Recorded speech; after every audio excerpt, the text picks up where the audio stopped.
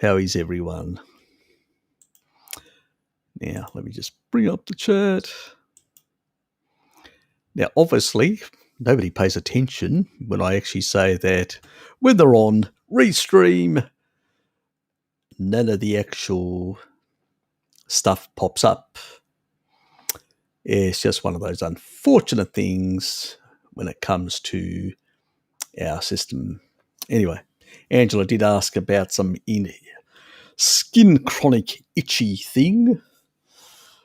You may want to actually add it again, Angela, then I can actually answer it. So at least people get a chance to hear. And Scotty missed out. Good evening to you, Scotty. You did miss out. For some reason, Restream gave you the... It's the go. So, the first one on the live stream is Fluffy Rainbows. How are you? Happy Sunday, Mr. H. Mouse and friends. Ah, yes. Dying some yarns today, and now I got company from the internet. G'day, Tom. Hi, everyone. Oh, it's a bit slow. Anyone? Please hit the likes as well. Don't forget to hit the like button.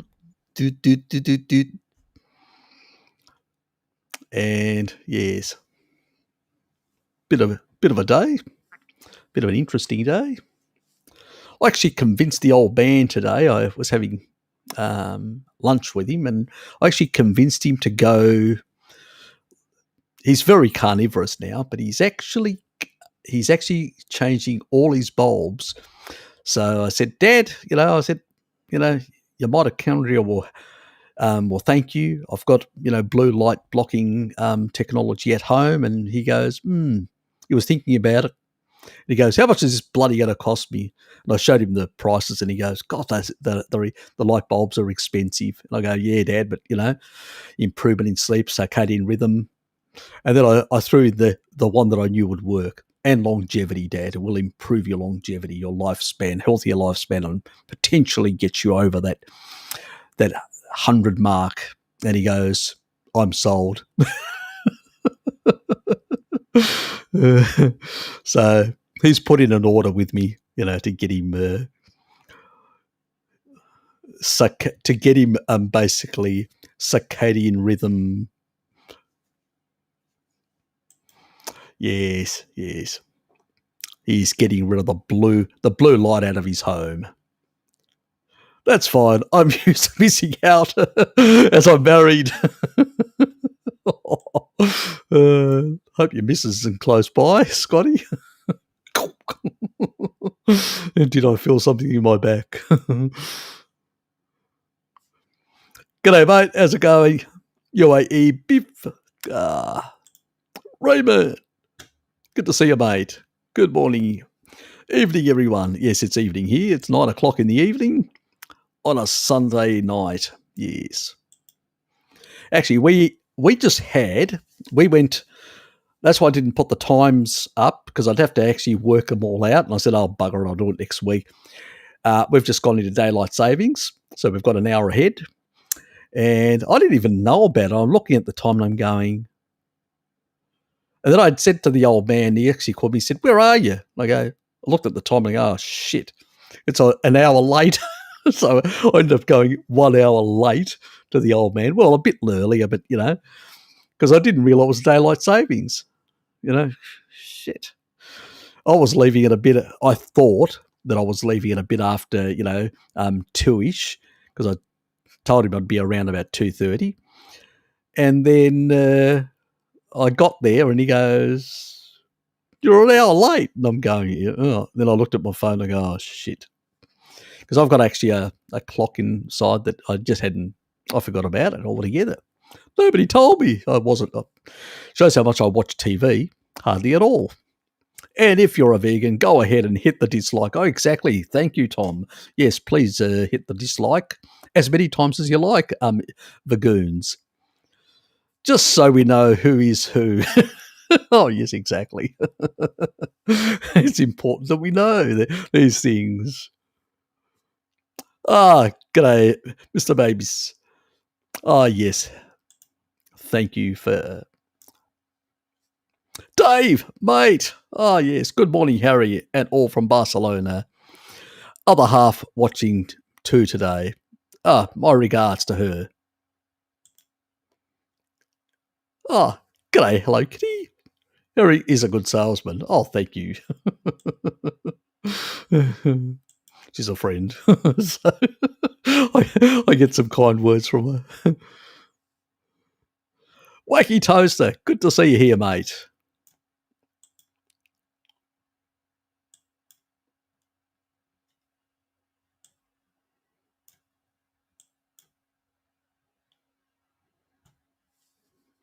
Harry, you look vegan today, do I? Damn, where's my Brussels sprout? It must be the eyepieces. Bjorn, g'day mate, how's it going? Wacky Toaster thinks I look vegan today. Must be the wacky glasses. That's it. Yes, must be confusing for him. Everyone knows it's daylight savings on Sunday. Well, I didn't. I didn't get the memo. You didn't say anything. You should have told me. You forgot to tell me. I'll blame you. Got to blame someone.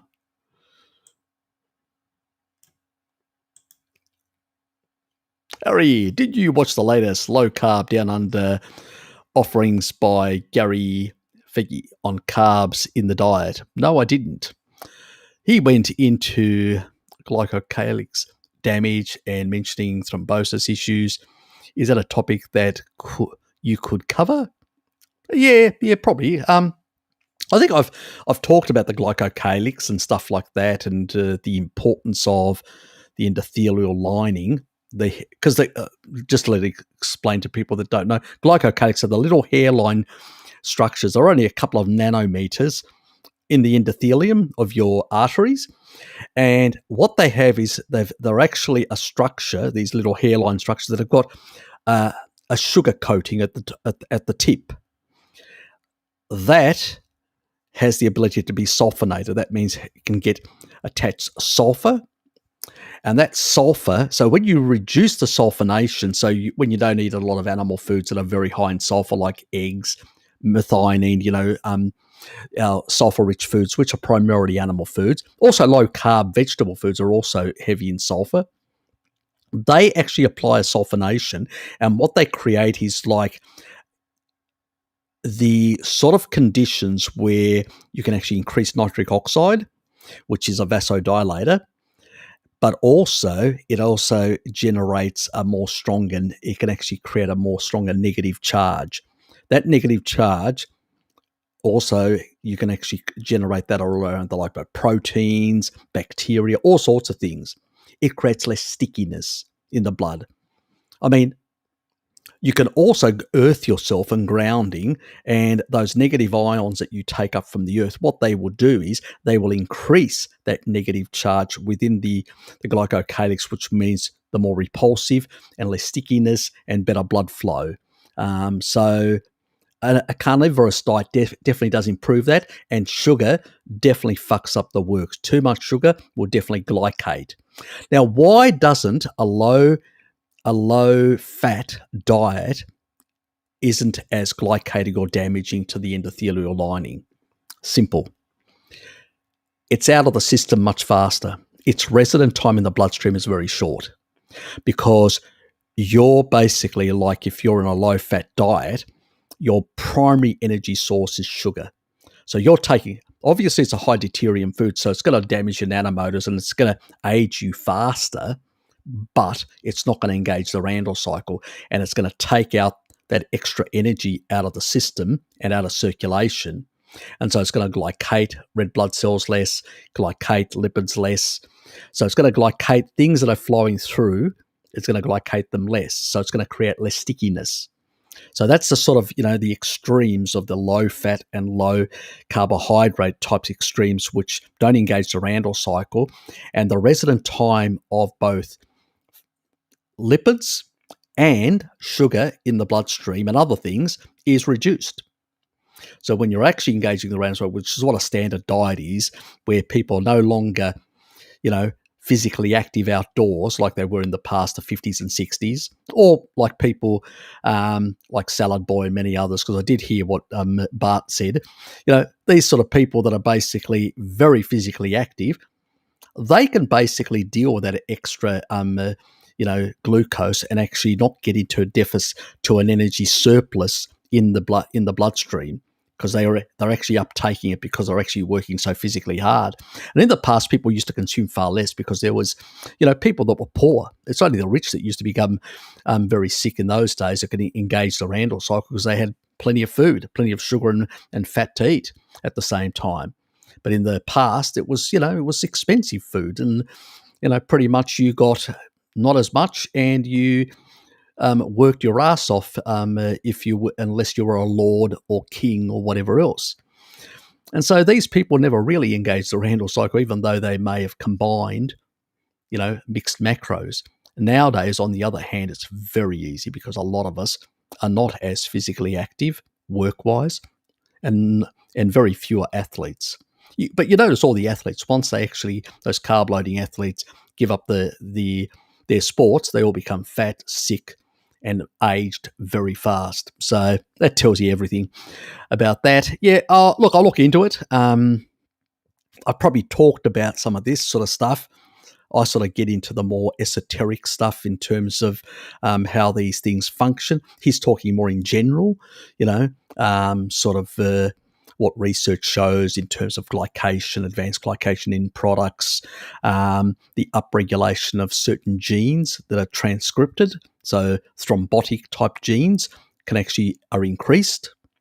Now, they can be increased by a number of factors. Not only they can be increased by certain stress, they can be increased by rancid oils as well, and they can also be increased by bacteria, a number of other things. So there's a number of things that can actually increase those sort of inflammatory pathways. So it's just not, but sugar is another element to excess.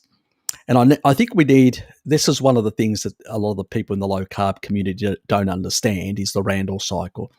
And why their diet is healthy is for two reasons. One, they're not engaging the Randall cycle.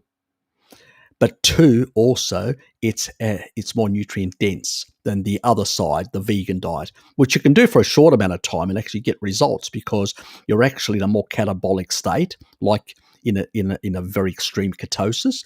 And so you're actually clearing out a lot of junk out of the cells when you're in this catabolic state. But you can't fast forever, and you can't be in a very low energy deficit, or very low sort of low carbohydrate, very low protein type diets. They are therapeutic for short-term usage, but can be very damaging long-term if you persist with those. At the end of the day, and all this bullshit that, and very well stated by Bart about, the loss of minerals. Again, the importance of eating substantial amounts of protein to get that slight anabolic effect, to get some of that effects of insulin. As long as your insulin to glucagon is at low level, 1.3, and you're not, it's being tempered by glucagon in a low carbohydrate state, not a problem. So it actually will keep things in. I used to have a lot of problems managing my electrolytes on a very therapeutic ketogenic diet. I don't have those problems anymore. The other thing that you end up doing is, when you consume less water, which is the big mistake that I made, excessive water. One, of course, too much urination, and the second thing, because it's got so much deuterium, the body's trying to get rid of the fucking poison. And the other thing that basically you're doing is you're not maintaining sufficient anabolic pathways between those effects, those pulsatile. So because you're eating so little in terms of, leucine-based foods. So that's another reason why people in these therapeutic low-carb diets do lose a lot of minerals and have problems in mineral management. They're not getting enough taurine. Taurine has the ability to maintain homeostasis of minerals, electrolytes in particular. So that's another point that a lot of people seem to be. It's called the osmotic sort of homeostasis of minerals with the intra and extracellular fluids. That means inside the cells and outside the cells. And that's what, I've talked about before, about taurine's importance in that. And what are the foods that are very heavy, very high in taurine? Well, it's all the animal foods, isn't it? So that's why a carnivore diet has these. It's more closer. It's what our ancestors did. They ate meat and fat, and they were able to basically maintain very much. The hunters that Mary went out with, they weren't guzzling down water all the time. They were hydrating with fat, and they were getting sufficient periodic bouts of protein from their hunter diet to maintain good physiological anabolism and the pulsatile effect, which basically meant that their body was able to function much better for longer. And we can see it. You look at tribal societies, they will literally, they go for the meat and fat. They don't basically, so fatty meat is the way to go, which is the 1-to-1 more or less ratio. Women need a bit more because of their endocrine system. But generally speaking, that's the game. At the end of the day, let me put it this way. What ends up in your mitochondria is electrons and protons. And the proton gradients is how healthy your mitochondria are going to be. So where do I want to get my protons out of the citric cycle? Where do I want to get my basically protons and electrons? I want to get them from low deuterium foods because they will maintain good mitochondrial integrity. Mitochondrial density and mitochondrial integrity is what will give you long life and healthy lifespan, which means you'll live like that. And once you actually stop cell division, you'll just die very rapidly. That's how I want to go. Yes. Anyway, let's move on. Latest video by Honeyman. Ah, yes, what a name. Yes, he says he's being in ketosis long term is bad. Depends. We don't actually agree with being in ketosis long term, me or Bart. No tribal population is in ketosis. What you do is you swing in and out of low-grade ketosis. If you remember what Mary did, she actually pricked the Maasai men and some of the women, and she noticed that all of them were running around close to 1 millimole. That means a low-grade ketosis. They went in high ketosis, they went in very low, they were in that low-grade ketosis, which is good. Some of them were a bit low, below the 1, and that is where you want to be. You want to basically be getting enough protein to maintain that really low-level grade of ketosis, but you want to be swinging between that anabolism and catabolism, which is really good for the cleaning out of debris. You don't want to be in a continuous anabolism, and you don't want to be in continuous catabolism. You want to be swinging in and out. That is why traditional people in the past, a lot of traditional societies, post that we're talking about agricultural societies now, not tribal societies, but agricultural, non-hunter-gatherer societies, they had fasting as part of their religious tradition. It wasn't accidental. They knew it basically was therapeutic and improved their health. So again, you can't be in continuous anabolism, you can't be continuous catabolism. But the carnivore diet can actually swing you on a day-to-day basis between both in a very natural way, like our tribal ancestors. That's how we want to be. We used to get up in a ketotic state. We basically, if we had some stuff, snacks, some nuts and stuff, whatever, and that was seasonal, around we'd munch on a few of those. But generally speaking, we went out hunting, hungry. All these hormones were activated. We got out in the sun early in the morning. Immediately the sun went, ooh, I need to actually push up the cortisol, the norepinephrine. Let's produce a bit of glucose. Let's give that person some energy, some glycogen. Let's get them out there. Let's energize them. Not a lot to basically cause a high insulin, but enough to basically provide energy substrates. You get out, you hunt, you kill an animal. You have a bit of a snack, some of the organ meats they share amongst the hunters, and they leave the rest. They drink a bit of the blood, some electrolytes, and then you take the rest back. You cook it in the afternoon. And so in the sort of later part of the midday, and early part of the afternoon, which is usually I'll have a snack around 11ish, and then I will have a big meal about 3, which is what our ancestors used to do. And then as the sun goes down, your melatonin goes up. You're basically, your body's adjusting, and that's how it's supposed to be. And your digestion starts to taper off. And you digest over a couple of hours, and by the evening, you go to sleep. That's how it's supposed to work. That is the natural way. That's how it's been done for a very, very long time. So he's an idiot. He doesn't understand ketosis. He doesn't understand the Randall cycle. He doesn't understand even deuterium, the consequences of what he's doing.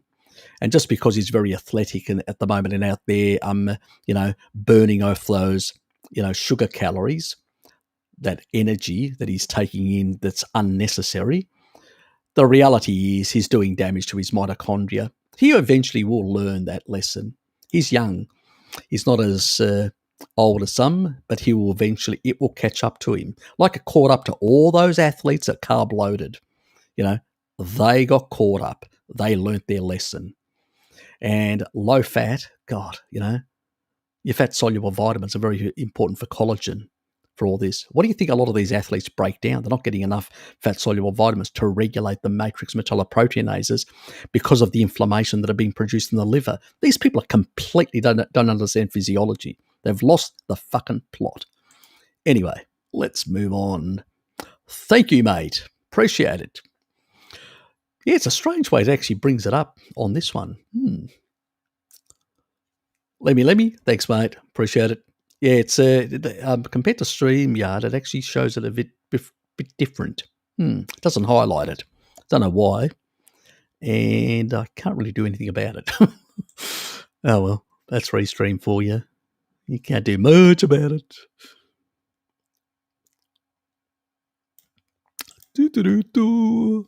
Salad Boy has... Oh, Harry, have you seen Salad Boy's latest video regarding... Yep, we just talked about that. Yes. He's an idiot. I do agree that long-term protein restriction is damaging. Excess catabolism. It's like fasting forever, or the vegan diet that is very catabolic.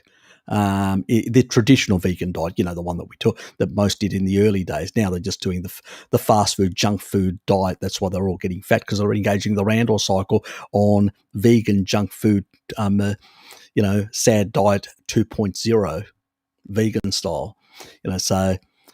But the traditionalists that actually didn't eat all this new-fangled bullshit, processed garbage, and just tried to do it by eating fruit and vegetables, they just weren't getting enough protein. They weren't getting enough energy. They were just basically wasting away. If somebody like, Walter Kempner was around, like in the 1930s, who did these experiments, he would have given them a good whipping to basically make them eat more energy to preserve their lean body mass. Yes, he used to basically give them bags full of raw sugar. Obviously, he realized that, yes, he didn't understand the Randall cycle, but he could see certain fat loss benefits and a few other things, but you can't do it forever. He realized you can only do it for a year, and then you need to get off that thing because eventually it is damaging to the body. So something that all the others that looked at his research ignored and just basically put their own little bullshit spin on it. Now, he doesn't understand ketosis. Ketosis is basically the ability to switch, between one state and another, and it cleans out things, and it also allows to utilize more free fatty acid and energy from the stored energy you've got. If you never got into ketosis, you could never access your fat. This is what the sad dieters do. They can't access their fat. So they basically just keep on getting fat because they're engaging the Randall cycle. And the only reason why the vegans are basically catabolic is because they're not getting enough calories and the body's just burning away their tissue. So, and the only way they can actually access some of that fat is basically by having excessive amounts of sugar like Walter Kempner used to recommend, which means that they're using all that energy, and then the body will tap in between some of that adipose tissue.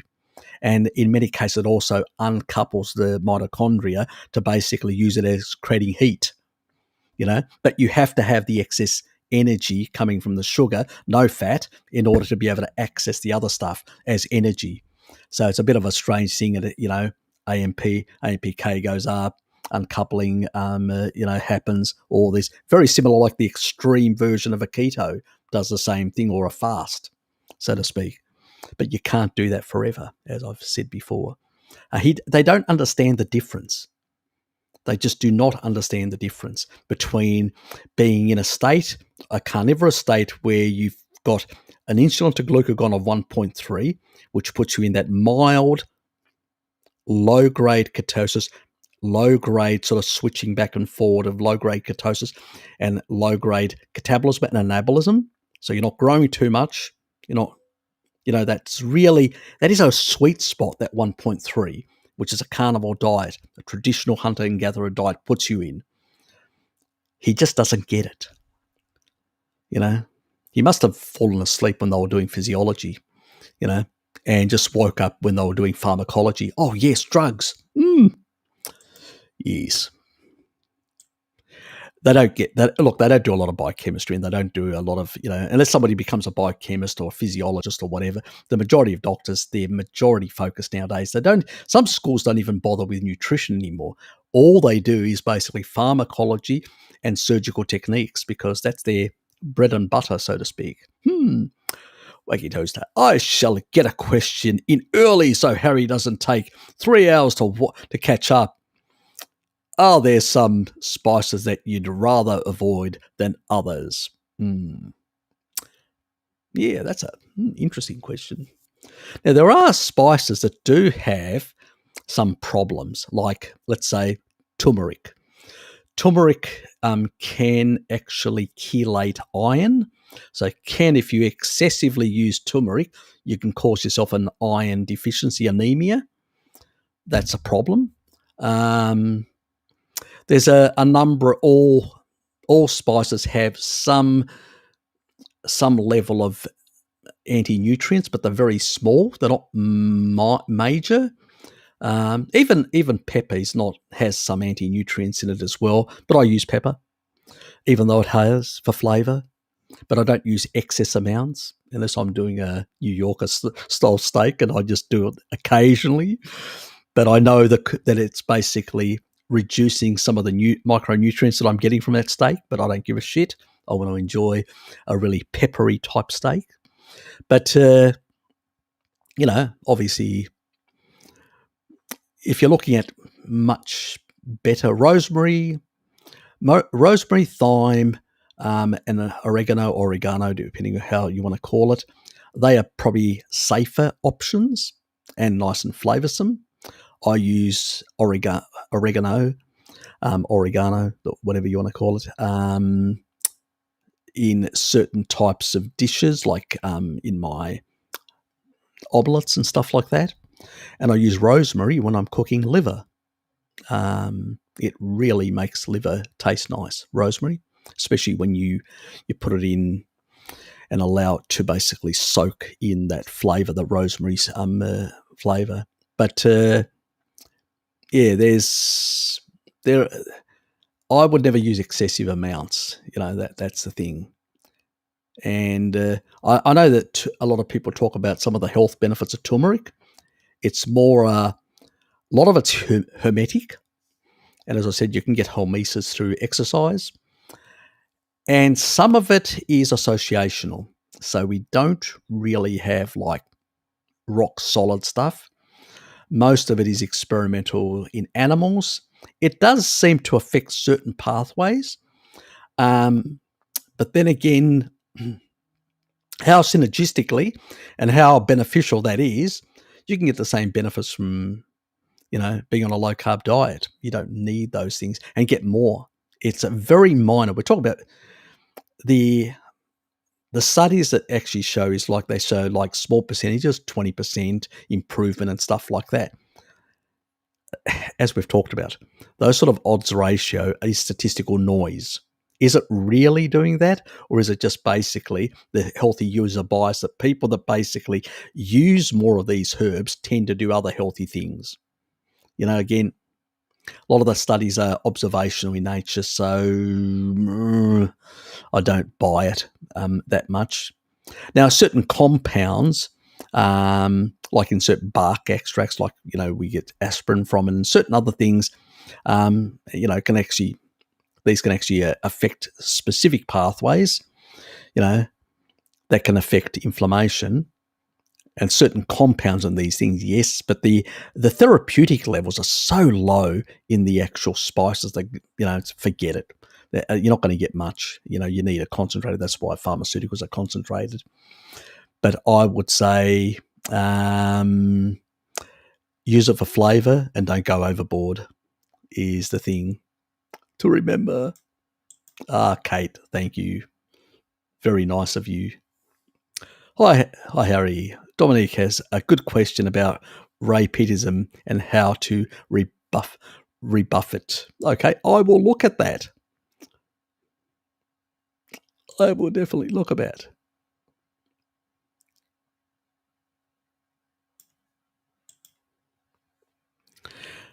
I think I've covered a lot of that when it comes to rapetism. I mean, there is a lot of things. I do want to do more videos on rapeat, and rapetism is just bullshit. Simple as that. We look at populations like the Inuit, the Maasai, and stuff like that. These people are running they're in a low ketotic state. The Maasai in particular.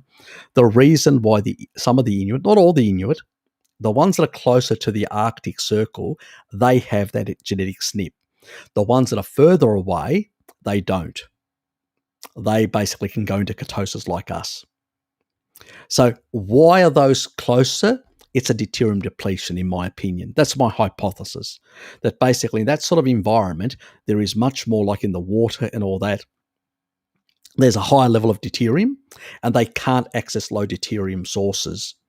So they got no option other to access excess low deuterium through long-chain fats. They need more long-chain fats in order to deplete the amount of deuterium in their environment. And that's where I believe it's coming from, that it's a selective pressure in that regard. But that's my opinion in that regard, because the type of foods that the populations that don't have those genetic SNPs that live further south, and there are actually certain populations like in Siberia that are actually in much colder climates, but they actually have low deuterium water in certain areas. And that low deuterium water seems to be protective. So I think that that's this sort of factor into it. In the warmer climates, you've actually got the sun, UV radiation. Most people are outdoors, and that's deuterium depletion, 19 parts per million per hour. So I think that these are the sort of characteristics why these things, they always use that sort of argument, but they don't understand the Inuits, the deuterium side of things. Then when they talk about the thyroid and all that, the reality is most people that have got hypothyroidism is basically have low vitamin D levels.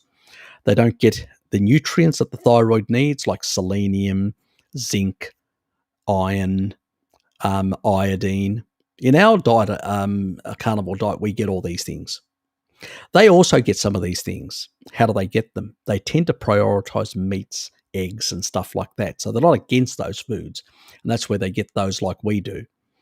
For some reason, they avoid fat and they get their energy from sugar, which is because they have this belief that it actually supports the thyroid. Now, while the thyroid can actually run at this sort of higher rate, it doesn't necessarily mean it's healthy. We've never worked out where exactly it is, but if you look at tribal societies and people that are living longevity, they don't run a very high thyroid. They actually run a thyroid level much closer to that, both tribal populations and centenarians, closer to that within a low carbohydrate state, but with nutrition. We're not talking about ketogenic therapeutic. We're talking about with sufficient levels of, animal foods and stuff like that, where they're getting all these nutrients. Because you can also, from nutrient deficiencies, not support a number of, because if you're not getting enough cofactors, the enzymes that actually are functioning directly there are enzymes inside all these. Our body transcripts multiple enzymes, and these enzymes are catalyzing certain biochemical processes in all these organs. If you're not getting enough of these things, they're not going to work fine. This is why the repeats that actually prioritize organ meats, muscle meats, and things like eggs and stuff like that, they tend to basically get those micronutrients. And some of their supporters, they talk a lot about the micronutrients, which is a good thing because that's where they're getting their support. They're just mixing up the other stuff, running a higher, most animals that run much higher, basically thyroids, actually live less. They die earlier. Not a good thing. Most animals that live longer actually are running a more lower thyroid. The problem is when you've got the thyroid, you're getting your TSH is actually going up and up and up, and your T3 isn't. That's when that is an issue where the body's trying to produce more of that hormone, but it's not being converted. That doesn't happen in a low carbohydrate state. What happens is they all come down to a lower physiological, and it's defense against loss of muscle mass. That's what it is. So it's a natural thing. This tapering down actually protects your muscle loss. It's a proper physiological response. So this is, and how low it will go will depend on how low carbohydrate you go. You can go too low and keep it too low, and then it can become a problem. It's like being in constant catabolism for too long. But you can actually be somewhere in between those two, and you'll live very long and very healthy. So, just look at their proponent, Ray Peat. He's a mess. He can hardly make sense of the world anymore. When he talks gibberish. He doesn't make sense. He contradicts himself in a number of cases. So it's just you got to pity the guy. He's literally, he's lost the plot. That's why he doesn't even appear on screen. One, he's highly anxious and he feels uncomfortable and he avoids the limelight. That doesn't tell me a confidence person. The diet isn't basically making him a person capable. I mean, this guy used to get in front of students and actually lecture. Why is he in such a mess, feeling uncomfortable? Some people have said he doesn't look very good. So that's where all these people are heading. I mean, you don't have to look at, Georgy Blinkov, as I call him, our dear friend, with Danny's mate, the Russian jerker. I mean, he talks about, how important it is for sugar. You're going to lose your hair. Well, I've got better hair than him, and I've got genetics to cause baldness. And look at him. My hair's got, grows too long. I have to go and get a haircut too often. Gives him the shits, but, that's what happens with animal foods. Just too many nutrients supports it. But it doesn't seem his sort of diet is actually working for him. He's got a lot of alopecia. The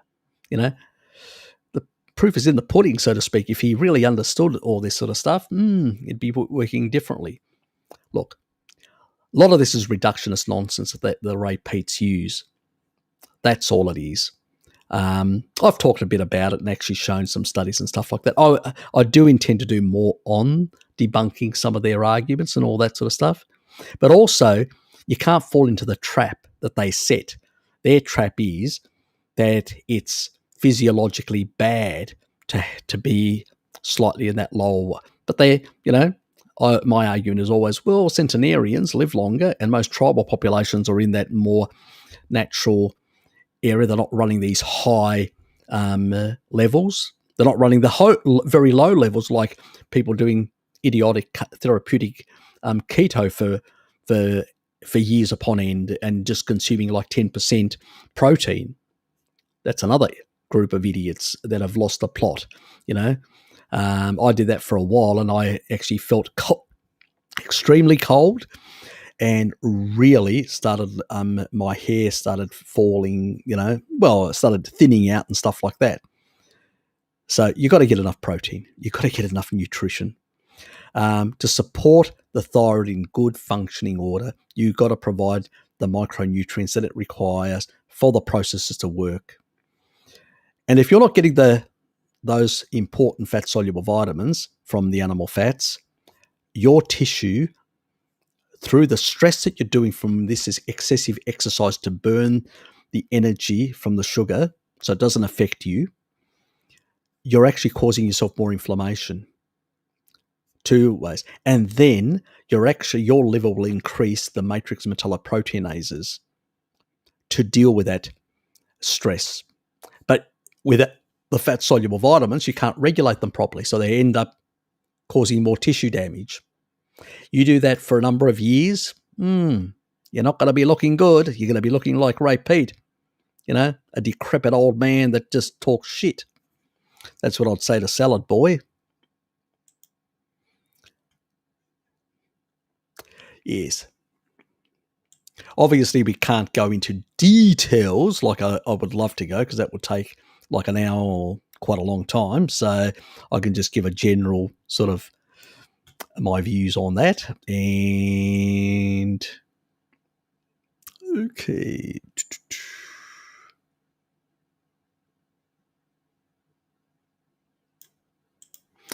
Here's where I actually stopped off. G'day, David. Good to see you. Hello, my dear friends. Hope you're all having a great weekend. Oh, yes, we are. I'm watching the... You're doing 2 things at once? Yes. Very versatile of you. Seal, good to see you here. Mate, how are you? How are you? Do you think that the gradual increase in serum glucose levels while on a low-carb diet is a problem? Is it due to upregulation of gluconeogenesis or insulin resistance, not pathological? That's a hard one, because I need to know what is happening to different people. I mean, I've shown Hello Kitty on a number of occasions. I've pestered her, and I don't want to show my phone at the moment and her details, because that's not correct. But she can actually confirm. Hello Kitty, because I've actually sent you multiple SMSs with my blood sugar levels being in the 4s and lows and stuff like that. So I don't buy that. Are these people cheating? Are they eating when I have a cheat meal, I had recently did an experiment to see how high could I take my blood sugar if I cheated like heavily for 3 days. I got it up to 6.8 millimoles, where normally it's running below 5s, in the 4 something or whatever. So I did get it up to that, and it basically stayed high for quite some time. I was shocked. And so, it took me about 4 days to bring it back below 5 millimoles. So, yes. So the thing is, are these people cheating periodically and engaging the Randall cycle, and then they maintain because you're blockading the ability to take in these nutrients, so it can actually be circulating and actually maintain higher blood sugars. Remember the morning, when you wake up, the morning dawn effect. If you've got a low grade of insulin resistance because you've been engaging the Randall cycle by cheating, for a couple of days, you'll be still, basically, your glucose will go up because of the cortisol effect in the morning, the dawn effect, plus you're running a certain subclinical resistance, which is basically preventing from that uptake. So that will noticeably rise. So I find that the most egregious things that most people do on a carnivore diet that end up causing this problem is either alcohol or fruit, one of the two. So whenever I've asked people to be honest with me, they usually come forward and they go, "Oh, well, I did this." I go, "Oh, and what else did you do, my dear?" So I tend to find that they're actually running a low grade, because the other thing is you're more likely to run this effect. See, let me just backtrack a bit. You're an Inuit or a Maasai. You're in a natural environment. You don't have a supermarket. You can't go and cheat. There's not many cheat options. It's only seasonal. There's going to be a bit of fruit or whatever. So you can't do that. But you're in New York or London or Athens or in Hobart where I'm at. I can go down to the supermarket and cheat as much as I fucking like. And I can justify to myself, oh, it's not going to really affect me. Remember what Bart said? If you cheat enough, you can engage the Randall cycle up to 3 days. Yes, and maintain high high sugar levels in the bloodstream. And then it comes slowly down. The other thing why it exaggerates sometimes as well, this can be exaggerated, is because you've also downregulated some of the machinery in your mitochondria. This is why people on a mixed diet, if they're doing excessive activities and all that, can actually have these little cheats in between because, but if you're not physically, most of us are not basically out there pounding the, excessive exercise or whatever to clear out that glycogen very fast to replete it. Those cheats are severe. You do 2, 1 a week, it can actually last for the whole week nearly. You do that on a period. I actually noticed when I was actually looking at when I was cheating every Saturday quite severely. And that was actually, I wasn't basically getting back to below 5s in terms of my blood sugars until Friday. And then I was cheating the next day again. So I stopped doing that. So there is no free lunch, sorry, but, and most people will go out as carnivores and basically hit the terps, have a couple of drinks. That'll do it. So, yeah, that's probably the reason why, and they probably don't realise that they're doing it because they're cheating and they're not excessively, When I cheat nowadays, because I'm human, I will literally fast like a dog, a dry fast for 24 hours, no fluids and all that.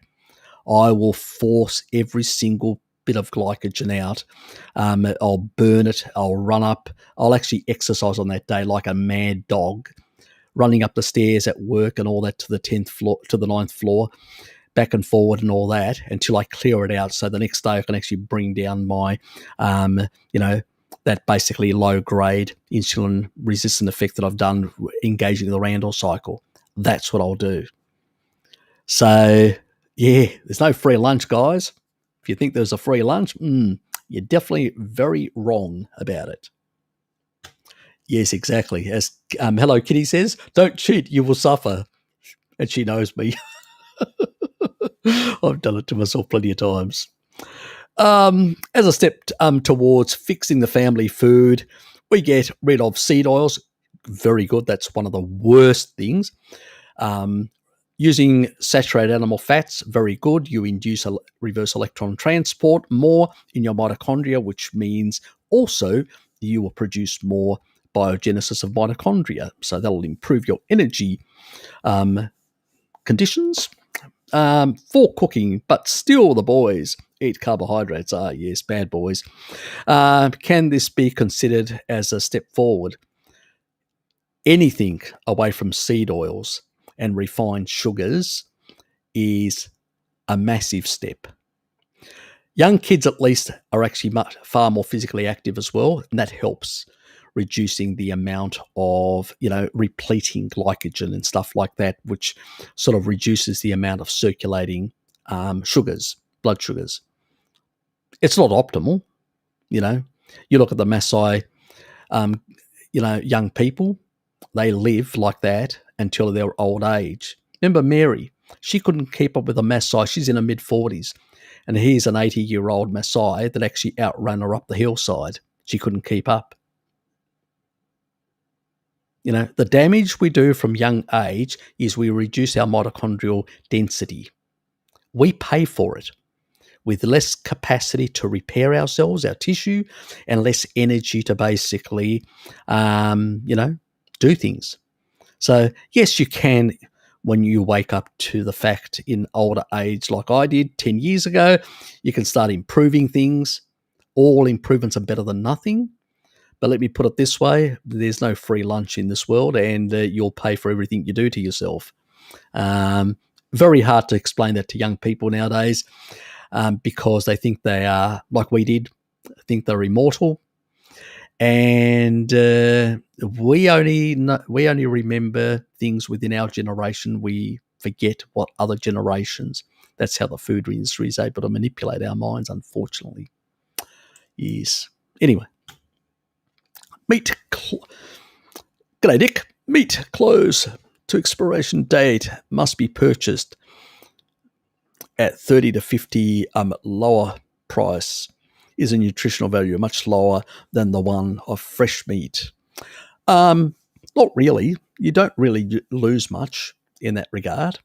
You're not going to really lose most nutrients. The other thing is, probably the only thing that you end up doing is some of the bacterial content will actually increase. And if you've still got leaky gut and other issues and all that, there could be an issue with histamines. But generally speaking, it has to be aged meat to really cause any problems. The sort of stuff that I love eating, aged meat.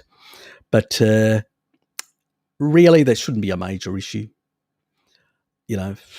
Probably the nutritional difference could be a few percentage points. Absolutely, if you're talking about dollars for dollars, you're way ahead. I wouldn't get too wound up about that. It's not as if they leave it out, not in cold to become rancid, so don't worry about it. What do you think are the most appropriate eating schedules? I assume OMAD, but do you think long periods of fasting are sustainable long term? They're not. Definitely not. Long periods of fasting are contraindicated. No species does, or no human population does that. Let me put it this way. There's only one tribe that I know of in the Amazon, and they eat every 3 days. So they fast for 2 days, no food, and on the third day, they go to town. I mean, they go to town. They start in midday until the evening, and they just eat, and eat, and eat, and eat. So it's feast to fucking famine off the show, off the rocket. And that's how they do it. So it seems to work for them. They can sustain multiple generations of people, so it seems to work. But I don't know of any society that actually puts themselves in a state of severe caloric restriction and doesn't have detrimental effects on their hormones. It's the reason why I don't believe in therapeutic ketosis unless you've got cancer, you've got some sort of issue like epilepsy and whatever else. Truly you... Oops, let me just show that. So, yeah, I wouldn't get too damn wound up about those sort of things. But I sometimes have 1 meal a day. Sometimes I have 2 meals a day. I generally have 2 meals a day, and it's usually my primary meal is usually at 3 o'clock. It can be at 1 o'clock sometimes, but mostly it's at 3 o'clock. And my snack is somewhere either 12, sometimes 11 o'clock, when I'll have a snack, and it's usually some cheese, some processed meat like salami. It could be some of the Italian meats, like cured meats. I love cured meats. I'm beef jerkies. I've even taken, but I usually don't eat it at my desk, and it's fermented meat. But I don't eat it at my desk because I just in case, some of my co-workers, they'll go, what the, you'll get the really strange and they'll think you're weird. So I usually take that and I'll go out. I'm saying, I'm just going to pop out. I'll grab the bag and I'll just eat it while I'm out. And then I'll come back and, get on with it. So, but it usually something like that. Eggs sometimes. Sometimes I'll have eggs and cheese as a snack, a couple of eggs and cheese. So it varies a lot of the things that I do, in that way. But when I'm having my afternoon meal, it's, big damn steak. It's usually 500-600 grams of steak. So, talking about well over a pound. So it's a big, big steak. And that basically then just keeps me, that will take a couple of hours to basically digest slowly. And it means that, by the time it digests, it'll be in the evening. And then my body will start increasing its melatonin, decreasing, its digestion and getting me ready for sleep. So that's the way to do it, actually. So, but I don't think that, and if you're doing OMAD, you got to eat quite a bit. That's why I usually snack.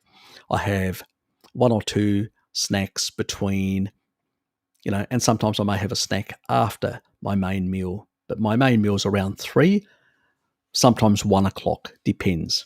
So the only time it's 1 o'clock, it's usually on the Friday. And the reason for that is I usually call my favorite store and I usually ask for 2 beef patties and some bacon, and they cook it on the grill. It's all grilled, and they provide it. They expect me, because they actually make their homemade. It's got a bit of onion in, but I don't give a shit. It gives it a bit of flavour. They make their own homemade burgers. They got really nice big burgers and all that. I just go down to the waterfront. I'll sit in the sun, and I'll enjoy my burgers with bacon. So while I'm doing that on the waterfront, I did that last week. Really enjoyed it, and so. But I did it on the earlier part of the week. The reason I did it on the earlier part of the week is because I knew towards the end of the week it's going to be raining and miserable. So I did. So, but that's the only time that I'll actually eat at lunch. Most of the time I eat about 3 o'clock. And I think it's sustainable and all that. Yep, we seem to cover that. Then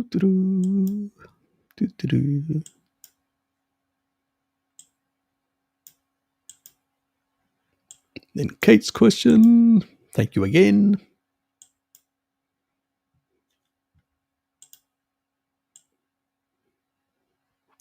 Ah, yes. So Ray the love. Oh. Thank you, Kate.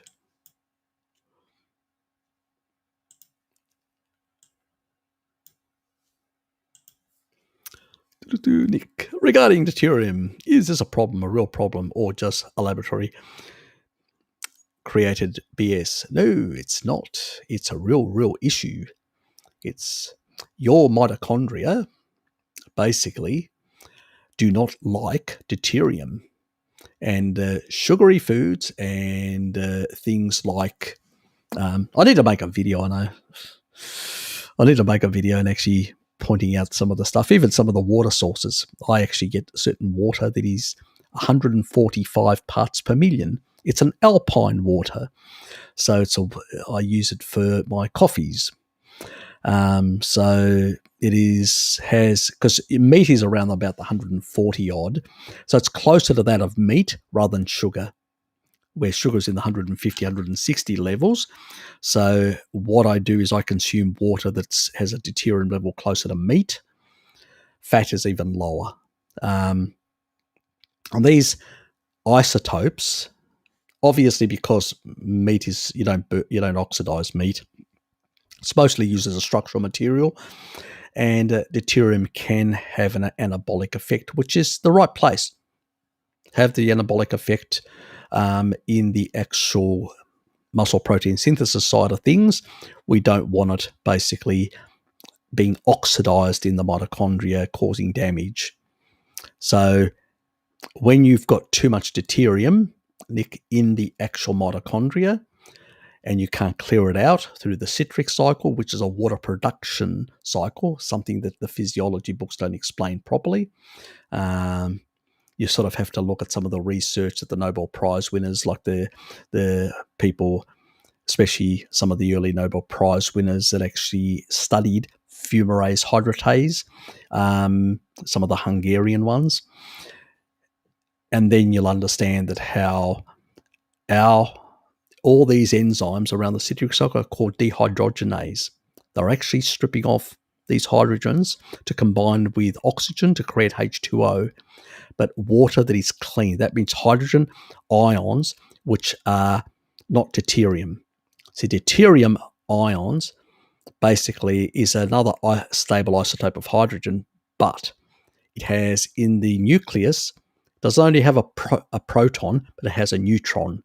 That neutron makes it heavier and it's bigger.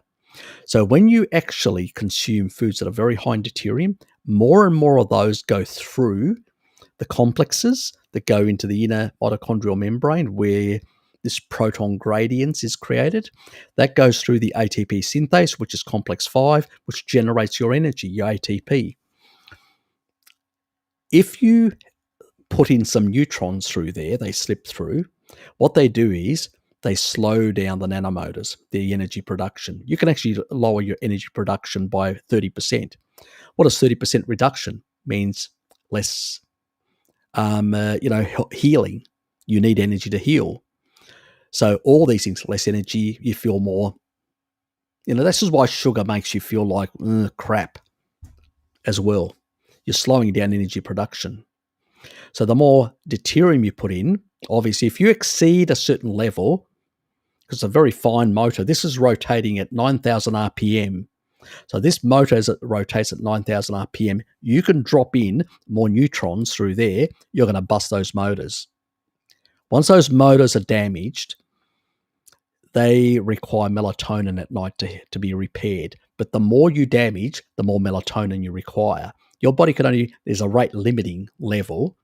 Not all of those. You do that for years upon years upon years, high deuterium sources, you will damage more and more and more.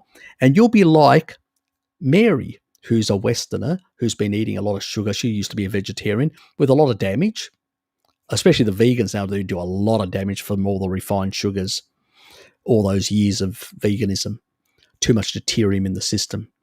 And the lower mitochondrial density you have in your body means that you'll heal less, you'll struggle to repair yourself, and you'll live less years, basically. Populations with high mitochondrial density are what centenarians are. They've actually looked at this. So the only thing that actually busts nanomotors and reduces mitochondrial density and their capacity to generate this energy is deuterium. So you put this stuff in and damage all those motors and generate less energy. You can't heal yourself. You can't do a lot of things in your body anymore. You need energy. We produce ATP energy as much as that. So if you weigh 70 kilos, you'll produce 70 kilos of ATP energy in weight every day. And that declines over time as you are doing more damage to yourself, consuming high deuterium foods, which are pretty much sugary. The worst is refined seed oils. Refined seed oils have not, like sugar, which is 145 parts per million, 55 parts per million, or water. That's another reason why you shouldn't consume a lot of water. You should hydrate with fat, which is much lower. But the other thing, these ones have up to 255 parts per million, Nick. So you overwhelm the system. And when you overwhelm the system with too much deuterium, you're going to do a lot of damage. And you're going to become older and decrepit much faster, like Ray Pete with his high sugar diet. Doesn't show his face anymore because he's a fucking decrepit old guy, basically. Yes. So it's not bullshit at all. This is This is a simplified version of quantum biology, what is happening at the quantum level in terms of, forget about food. At the end, all food becomes protons and electrons. That's what it becomes. And that's what actually ends up in the mitochondria, and that's basically what generates ATP synthase energy.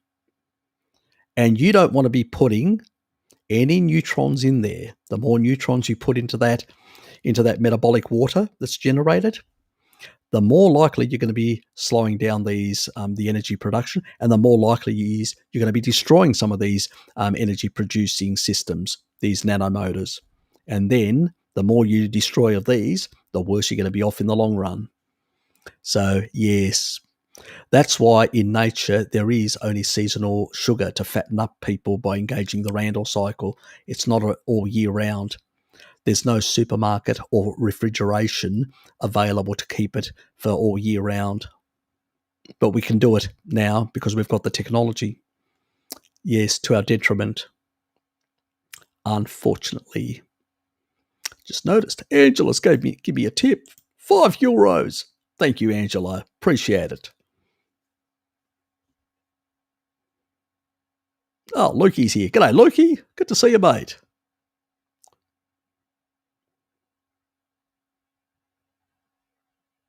Oops. It's always hard to find your spot again. Oops.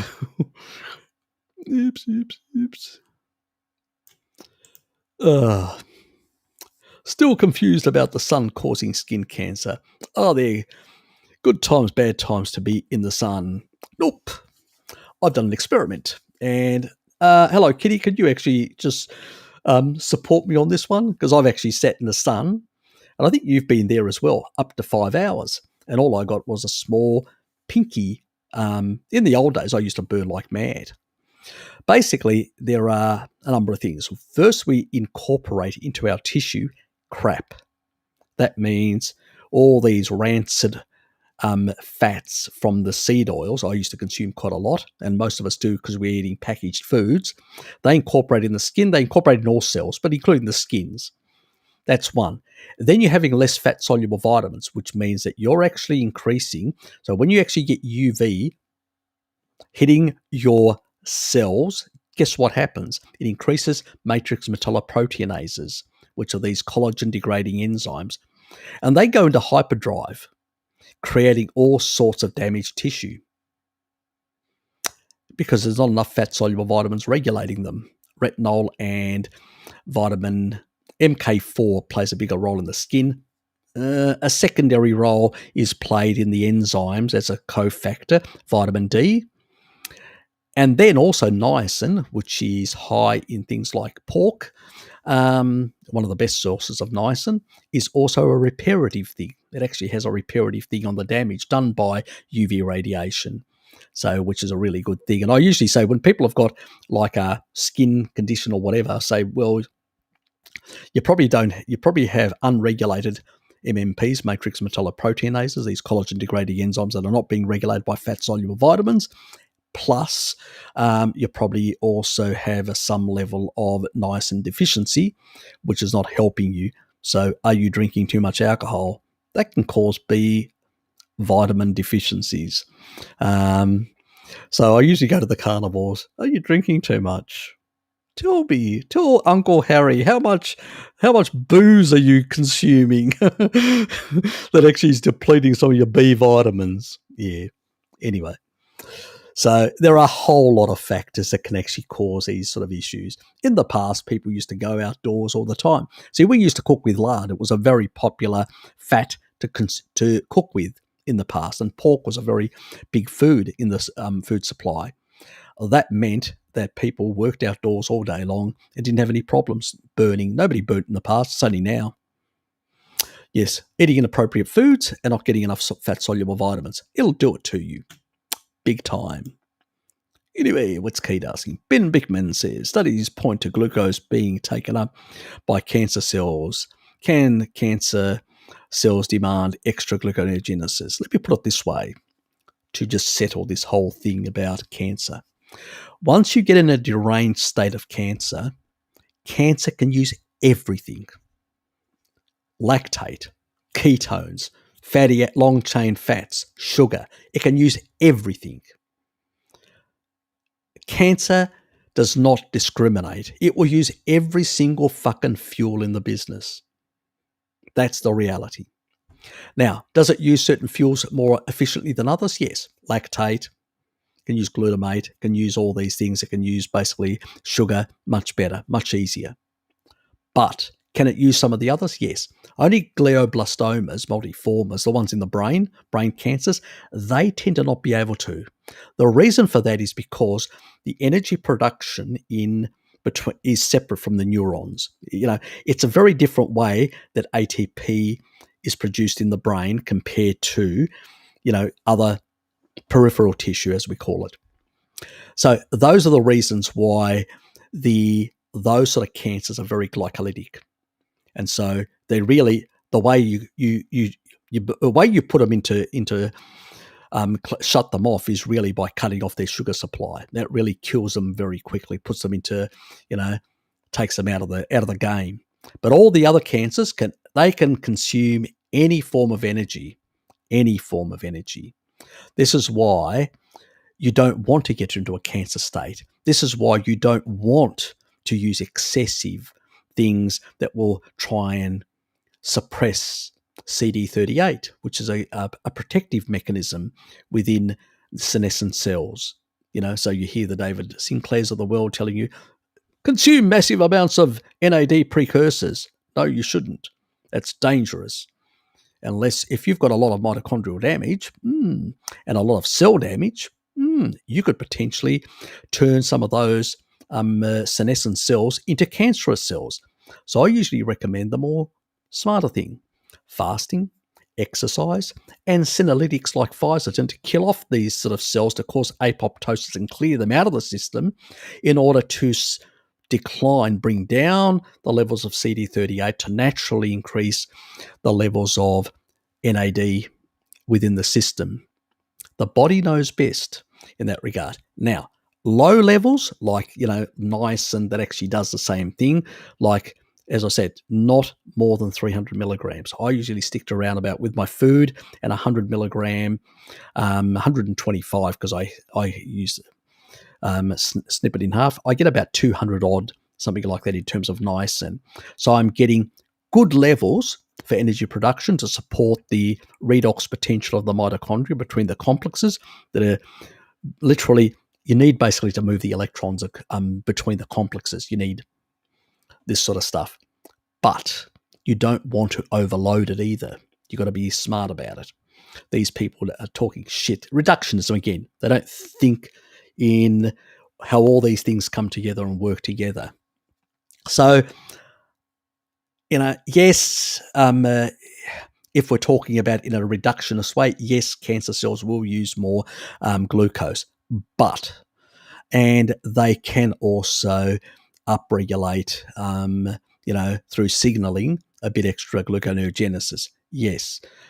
But generally speaking, they will consume other forms of energy. I'm not going to go into all the stuff. I've talked about some of the things you can do to inhibit glutamate and a number of other things in the senolytics and other things that I've talked about in that. Now, why does a ketogenic diet work for most cancers over time? Works for one reason: deuterium depletion. That's why. It's all about deuterium. Camels never get cancer. Simple. They're deuterium depleting machines. As long as you basically maintain good level of oxidative phosphorylation, good level of, the ability to produce energy from oxidative phosphorylation or in your mitochondria of healthy sort of stuff, you will not get cancer. This is why they're using metabolic water. The Hungarians, who are cutting edge of this research in deuterium, they are giving the dogs DDW25, which is a deuterium depleted water down to 25 parts per million. And they are providing this. What it does is it actually will go into the fluids of the body of the animal. And what it will do is it will displace, it will actually give the body low deuterium, hydrogen ions. And it will basically say, the body actually tries to get and replace this, but sometimes if it doesn't have enough, it gets through the citric cycle. But if you're flooding the system, what the citric cycle is going to do? It's going to say, oh, yeah, get rid of this deuterium, we'll take the hydrogen. Get rid of that deuterium, we'll take the hydrogen, create metabolic water through H2O that is deuterium depleted. Then that animal, with its melatonin and all that and other reparative glutathione and all these other reparative intracellular antioxidants that will repair the tissue, will slowly increase over time energy production, bringing it up again through ATP synthase being able to work better. And what happens is then once the body's getting enough energy, these cells are getting, you actually turn off the oncogenes. Yes, the oncogenes are turned off.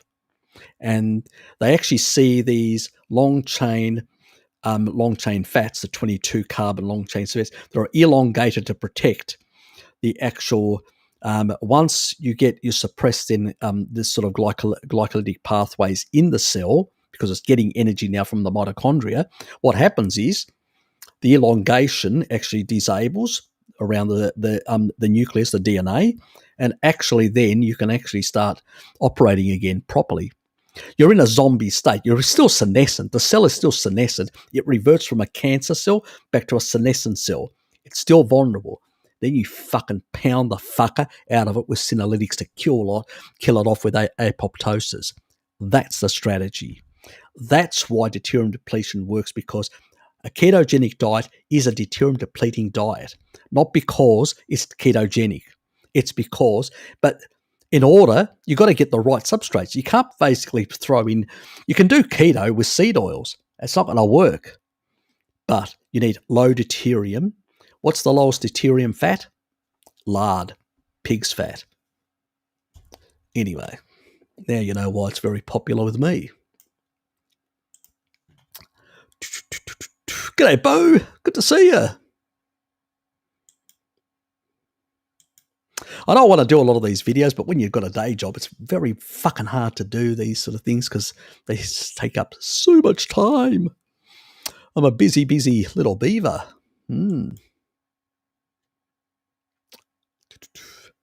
Sick of death of lockdowns, but otherwise okay. How about you? Yeah. We haven't had any lockdowns in Tasmania, thank God. We've had one new case just recently, I heard. Concerning, it's a Delta. God, we've avoided the lockdowns. I don't know I hope we don't. I actually was worried about it. I left my computer on at work just in case I had to stay at home and log into it.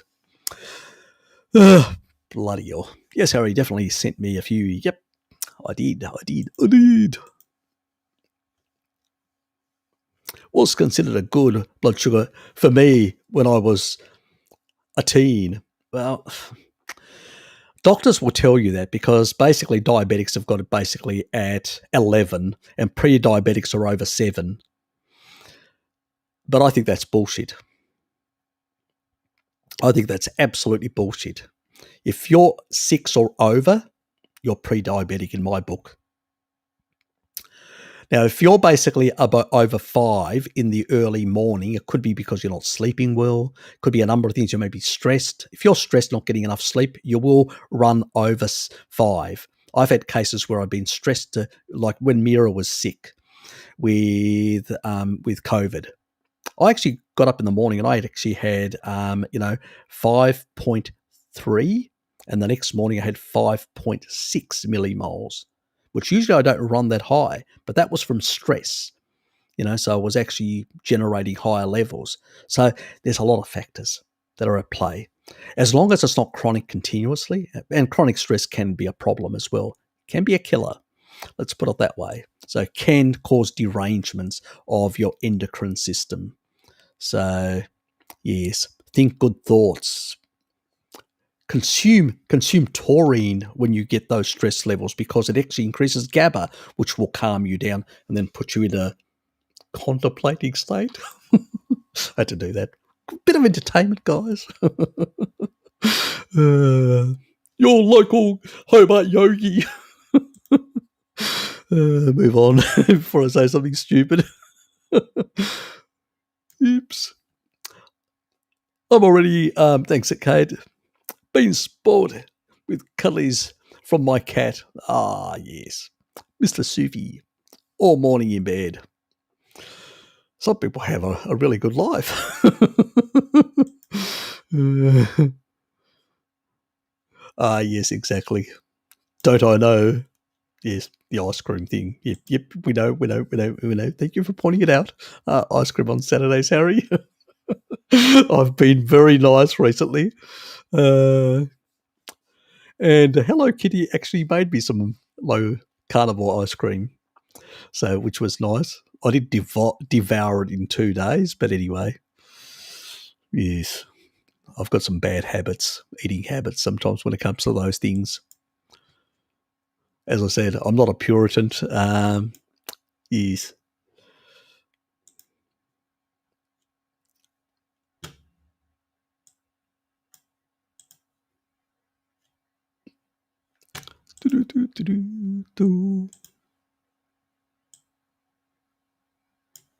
Glad you say you have to start early because I'm 19. Well, there you go. Yes, it's very important. The younger you start, the less damage you've got, the better. It's much harder when you're older to actually repair. I mean, I look at myself, my skin, my health generally, and even I used to have more like blotches and stuff like that. And now, like even on my hand, I used to have a whole lot of blotches, and now I've only got, you can't even see it. It's, very tiny. I actually showed it to Hello Kitty, and she said, can't even see it. It's, but that's all that's left. But that's what is caused also by advanced glycation in products, and that also can be exacerbated by matrix metalloproteinases if they're not regulated by the collagen, by the fat soluble vitamins. But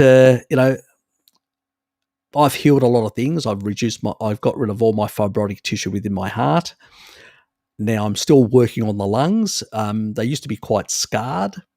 Now they're about 20 odd % or whatever. They're coming down. They're clearing out and all that.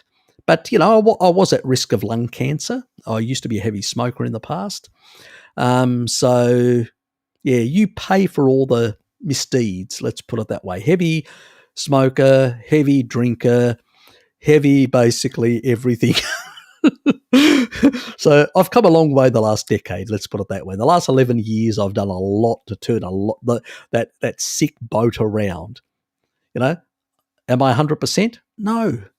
I've still got a long way to go. You can't do decades upon decades of absolute debauchery damage and expect that your life's going to turn around in a couple of years. And remember, I've only been doing in the last 5 years. Prior to that, I was still eating carbs and a lot of other things and all that. Then so the last 2 years I've been doing more or less carnivore with some cheats. And the previous I've been doing low carb for about, and I only did in that 3-year period, only about 6 months ketosis, like deep ketosis. And then I abandoned that whole idea, went back to low carbing.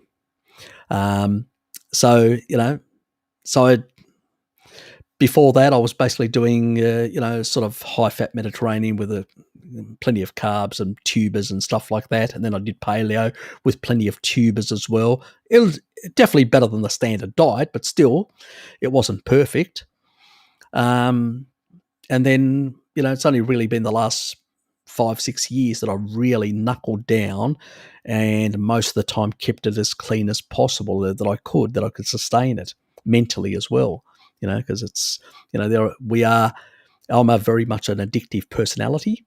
So it's like, Hello Kitty gives me a bowl of ice cream, I can literally go right through it and say, where's more? I'm an addictive personality. That's why when I drink excessively. When I smoke excessively. That's why I had to cut those things out. I haven't had a drink for a while. I only had it in certain social occasions, and I limit and control myself far better now. So I've been I usually tend to be quite dry, and then I will have the occasional at somebody's birthday or something, retirement, something like that. So to be sociable. And I try not to do it in excess, but even then I slip up sometimes, like I did last time with Mark's. He's one of the guys that worked with us for a long time. And, so yeah, let's say we had a few drinks in that regard. So I'm a human. I'm human. I've got frailties. I've got weaknesses. I can succumb and all that. But I keep the stuff out of my house. If I keep the stuff out of my place, I'm fine. As long as I'm not buying it. If it's not around, I can't access it. If you've got it in the home, it's a problem. It's a friggin' problem. Depending on your personality. My personality tends to be. But I can tell you, being on a more low carb diet and all that, I can control those urges much better than I used to, which is a good thing. Ah, yes, please hit the like. Or if you're a Vagoon, hit the dislike. We want to know how many of you are out there.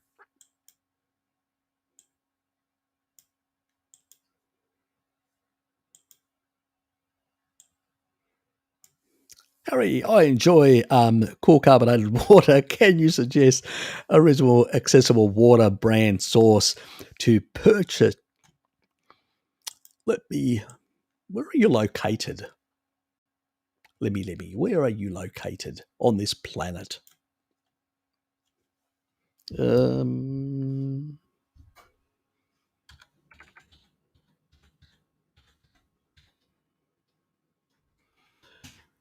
This is a local supermarket, the Woolworths supermarket. So I'm gonna look at the Woolies site. I hope you're in Australia somewhere.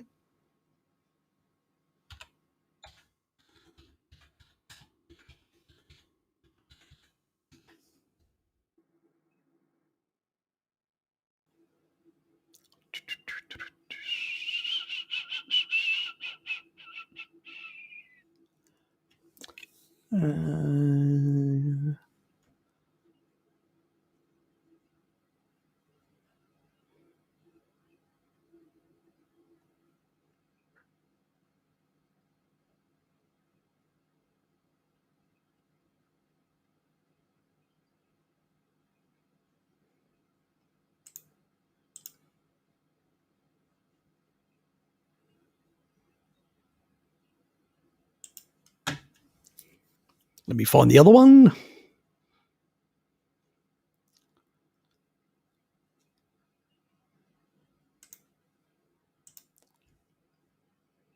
I'm just going to bring up the brands. There's probably other sizes and stuff like that, but I'm not going to bloody search them.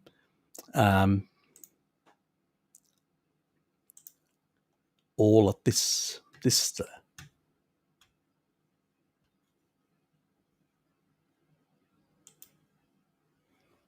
So,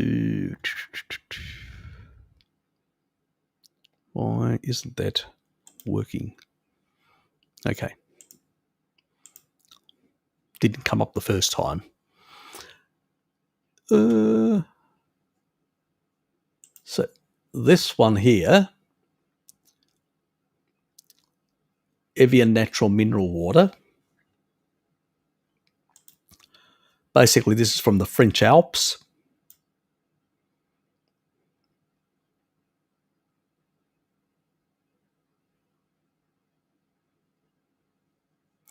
And I'm trying to remember now, what was I believe the amount was 145 parts per million.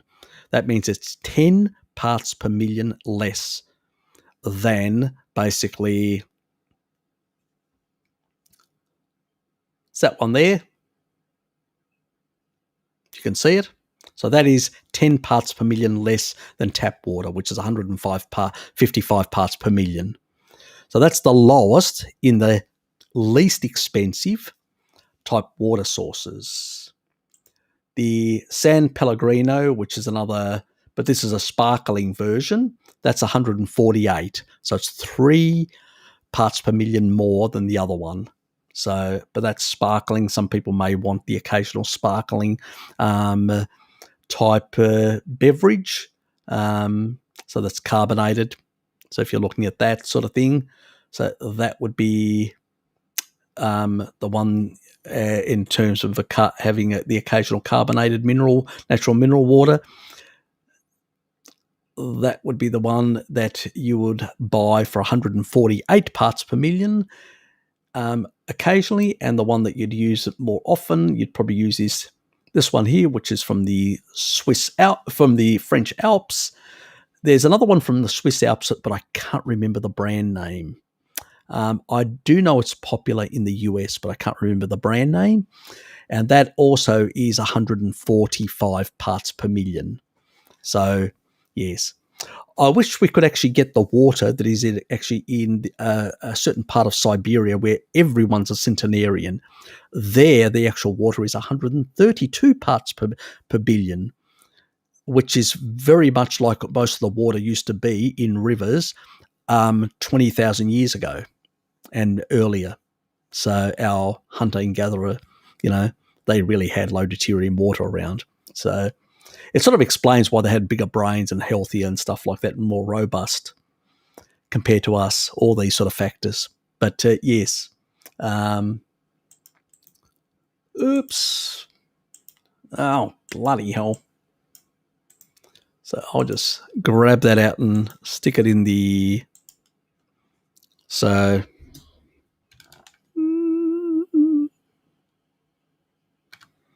145 parts per million. Jeez. Oh, that one there. And the San Pellegrino, which is the Italian one, is 148 parts per million. That's the sparkly one. So, yes. So that's pretty much it if you're looking...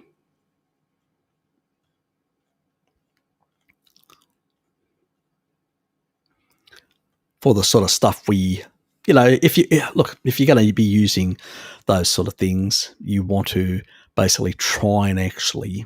I'm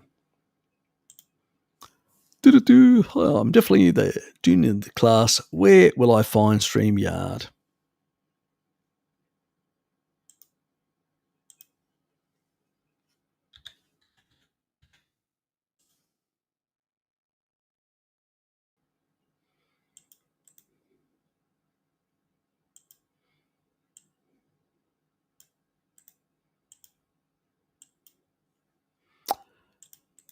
I'll just pop that. There's the URL for StreamYard.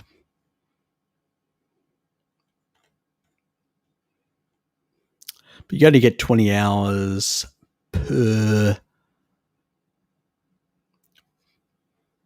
month, which is a bit of a limitation. So that's why I'm using this one for tonight's thing, and I don't care, how long it, So that's the purpose. But next week I'll be back on StreamYard. So I'll have 4 weeks, 4 weekends. I'll probably just barely make it. I usually, because that's, mostly 7 hours, knowing me. It's about 28. So I will actually get about 3 of those weeks, the 10th, the 17th, and the 24th, and then the 31st. Yeah. So now I'm scheduled. I'm actually on leave on the 18th. So I'm on leave from work. So 3 days rec leave, 1 public holiday, and 1 flex day. So I've already got plenty of hours. I actually accumulated so much hours doing overtime, working late at work, that I literally ended up within 2 weeks, took 3 days off. It's so much time built up. Yes, probably work too much. I enjoy it, so it's otherwise I wouldn't work as much as I do if I didn't. You got to enjoy things you do. So let me just think. So the Zoom session that I was going to talk about, I'm going to plan that for the 20, either the 16th or the 23rd. I haven't decided yet. It's probably going to be the 16th. So, and then through that week when I'm actually on leave, I'm going to enjoy myself as well. But I'm actually planning to complete my myths and falsehoods of veganism. So I do want to finish that series because I've only done part of it, and I'm disappointed in myself that I haven't actually provided you guys with more ammo. So I need to finish it. So I'm going to focus on doing that in that period, and then we'll see about other things, as it comes and goes. It's just, yeah. I'm not quite feeling like it today, but here I go training. See you later. See you, Lukey. Yes.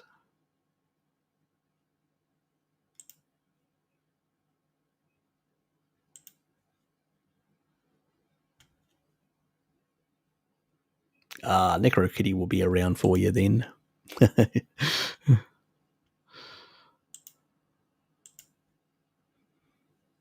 David, what's your opinion on oxidizing omega-3 acids via cooking and heating of sardines, salmon, and other fatty acids? Thanks. Very little.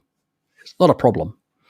The great thing about animal foods is, unlike omega-3 supplements that are rancid, because I've got 3 double bonds rather than 2 double bonds like omega-3s, 6s, they tend to become rancid much easier.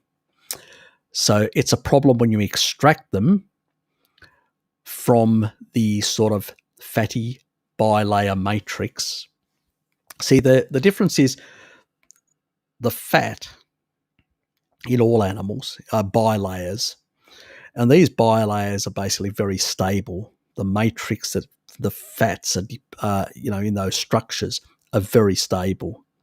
As long as you don't leave them out in the sun and they become rancid, within that matrix they're fairly stable. The other thing is that there is sufficient vitamin E there, but the other important thing with a fish that makes them superior to dealing with oxidation and rancidity and stuff like that is astaxanthin. That red thing, that red pigment, under the skin. This is why I say always consume, like cut your actual fish in that way above, cut off all the little spikes or whatever, all the little parts, the fins and stuff like that, and then cut across, remove the actual, trim off to get rid of at the edges all the little bones, and take out the major bone in the middle. If you want to we're talking about major fish here. With sardines, it's not a problem. You eat the bones, and that's some calcium. But some people that have got sensitivity and all that, but never get rid of the skin. Skin's really important, but it's got that astaxanthin, that red stuff. That red stuff is a potent antioxidant. It's like hundreds and hundreds of times more potent than any other thing. It refreshes the fatty acids. So when you take that in, even cooking and creating a bit of oxidation, and as I said, remember, trace amounts when you cook animal foods. I've shown it with the pork, trace amounts compared. It's in those bilayer matrix, not going to become a problem. Unless you cook it for 30 hours, like those, if you go and look at my PUFA videos that I did on that stuff. But the advantage is that it's got astaxanthin, and that astaxanthin basically refreshes those. So you will eat the fish with the astaxanthin. Yes, the cooking will reduce the astaxanthin to a large amount, but there'll still be some left over. That stuff that's left over can still refresh some of that stuff. And if you're in a low carbohydrate state, you've also got intracellular glutathione. to finish off the job. So it's a non-issue in that regard. People have been cooking fish for years and in the past had no issues whatsoever. So why would it become a problem in the modern day? So nope.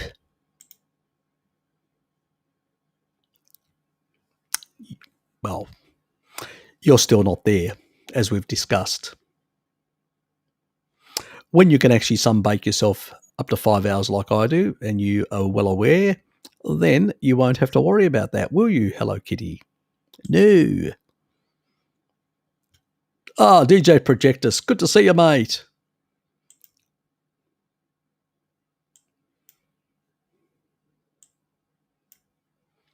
Oops. I was going to ask Dom, how are things in Ireland?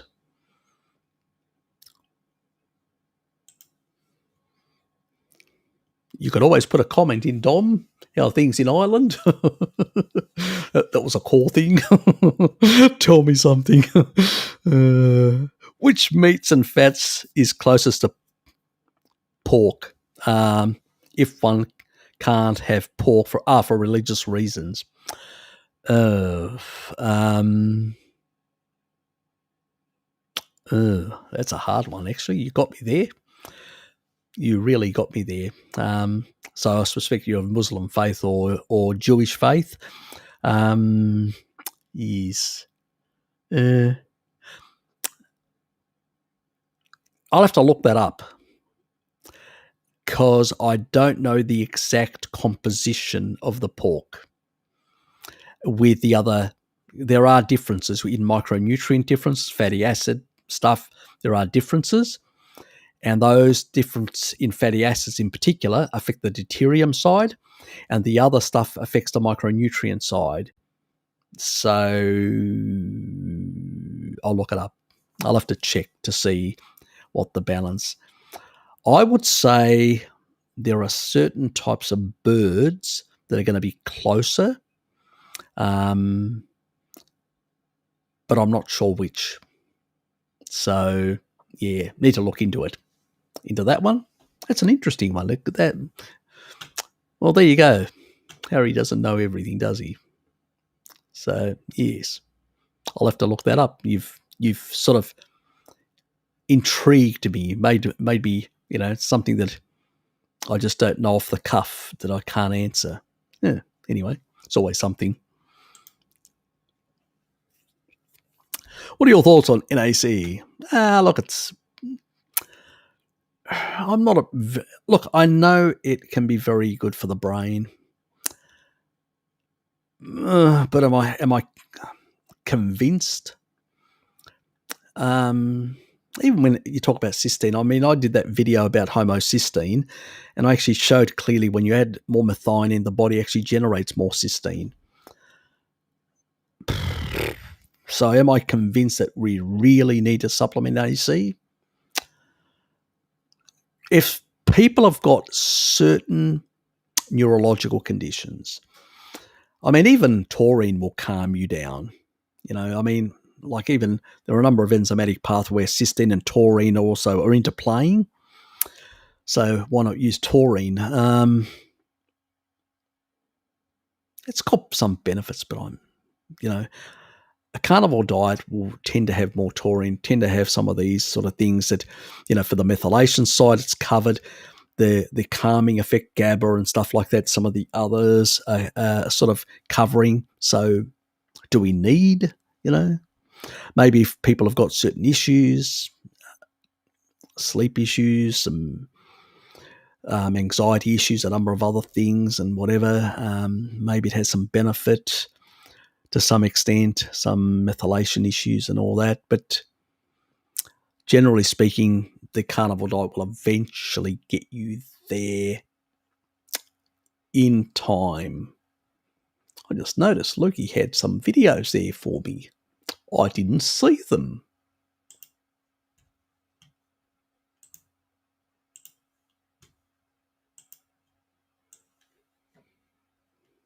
Oh, yes. We've got to entertain ourselves a bit, don't we? Let me just go to that. There are more important things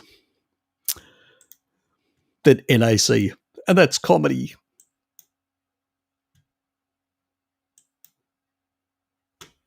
My body's thinking I'm a good hunter and making happiness chemicals. Me buying meat from the supermarket.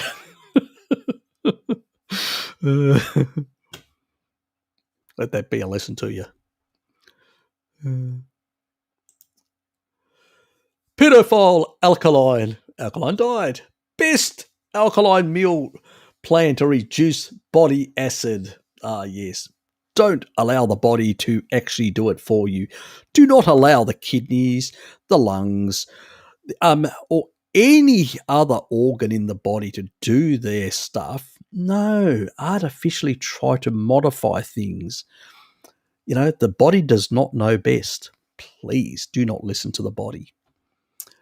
I don't believe this made up nonsense. So true. Eat carbs to have more CO2 and produce more energy and more acidity. God, I'm surprised no vegan has actually told Repeat his more CO2 is causing him more acidity. He needs a few more vegetables. You can see the lunacy of this reductionist nonsense on both sides of the camp, as if the body doesn't have its own mechanisms to maintain in different fluids and in different parts of the body very tight homeostasis of these important types of, pH levels. Don't know where they got their education from. Must have not been such a reputable university, or they just didn't understand it, more than likely. Yes. Deborah just woke up. Oh, good. I'm glad I got you out of bed. Pork is very high in K2. Actually, chicken is slightly higher. Or basically poultry is higher. So whether it's duck, geese, chicken, you name it, it's much higher in K2.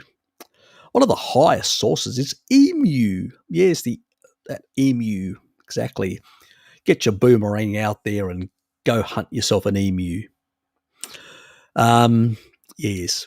So, when it comes to the other meats, the regular meats that we consume, yes, pork is much higher than beef or goat or any of the others.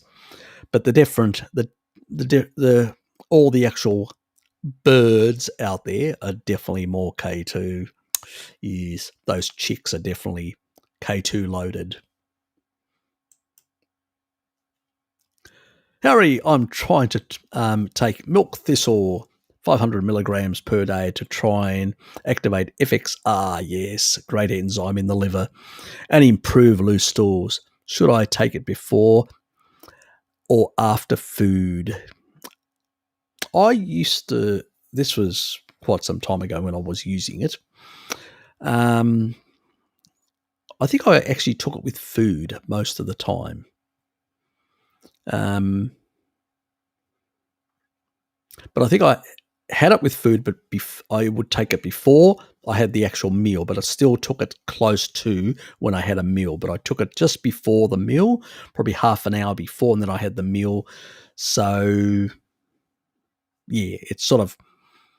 it's a bit like, you take your enzymes and you take your HCl and stuff like that before, and then it sort of helps with all that digestion and, stuff like that.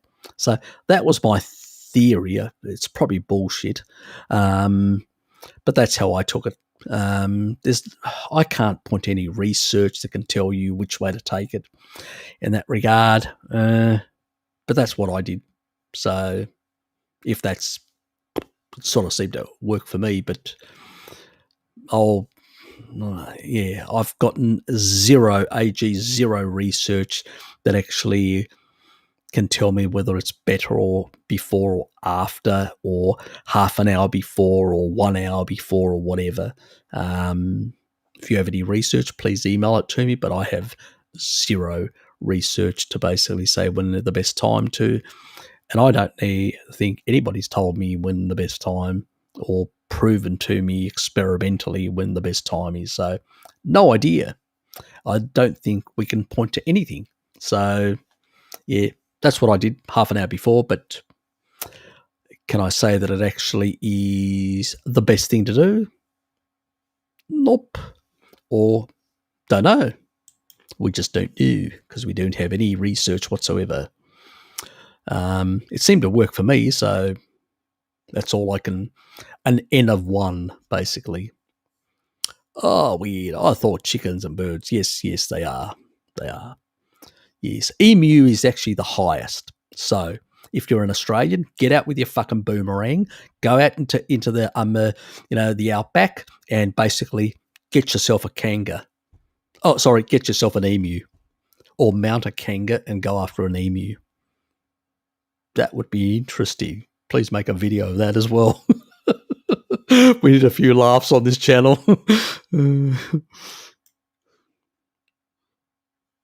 Harry, do you think that someone like Paul Saladino, who's in the sun, exercising, fasting, insulin less than 3, eating around 150 grams, which is a risk of many diseases, he correlates to those with diabetes?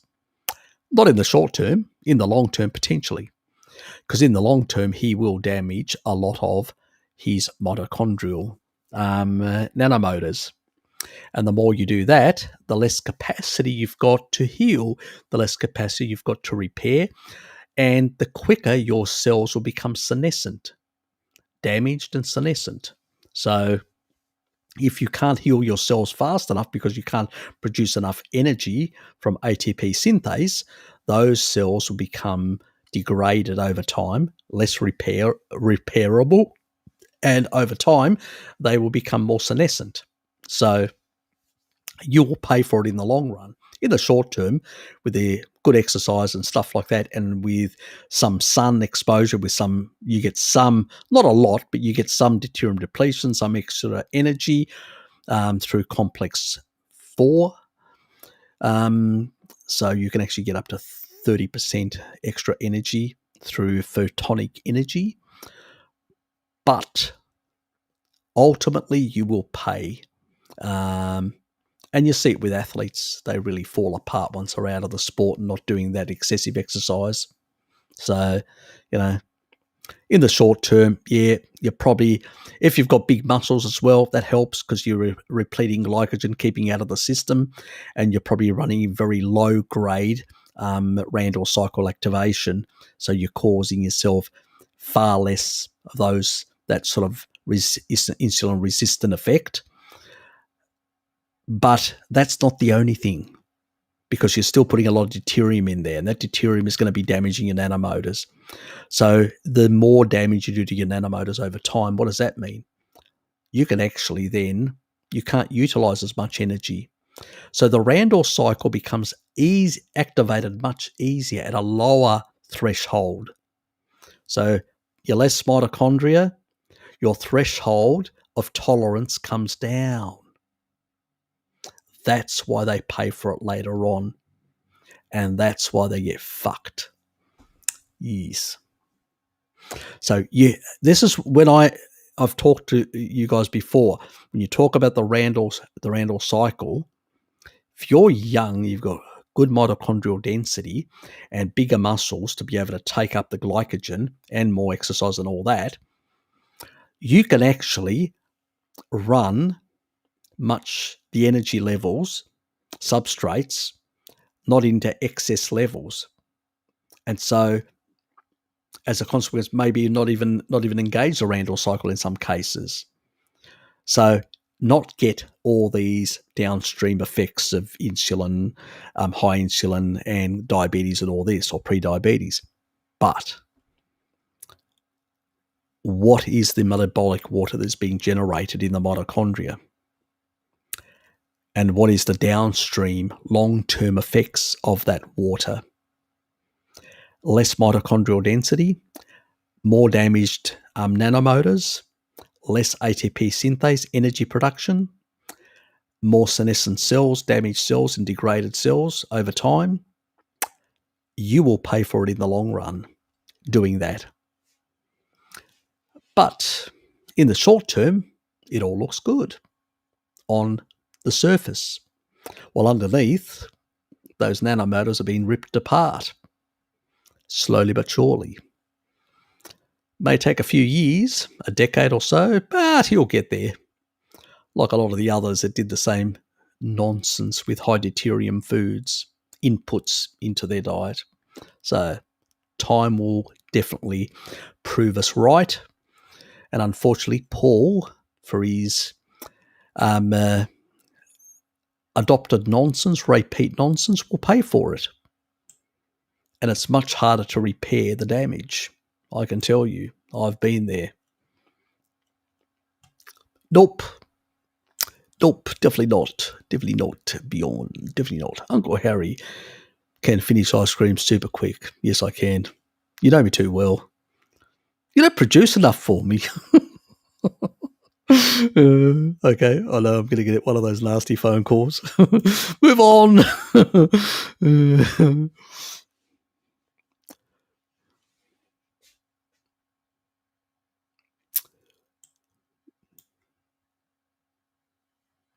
Harry, when did you say your ice cream company is starting to deliver?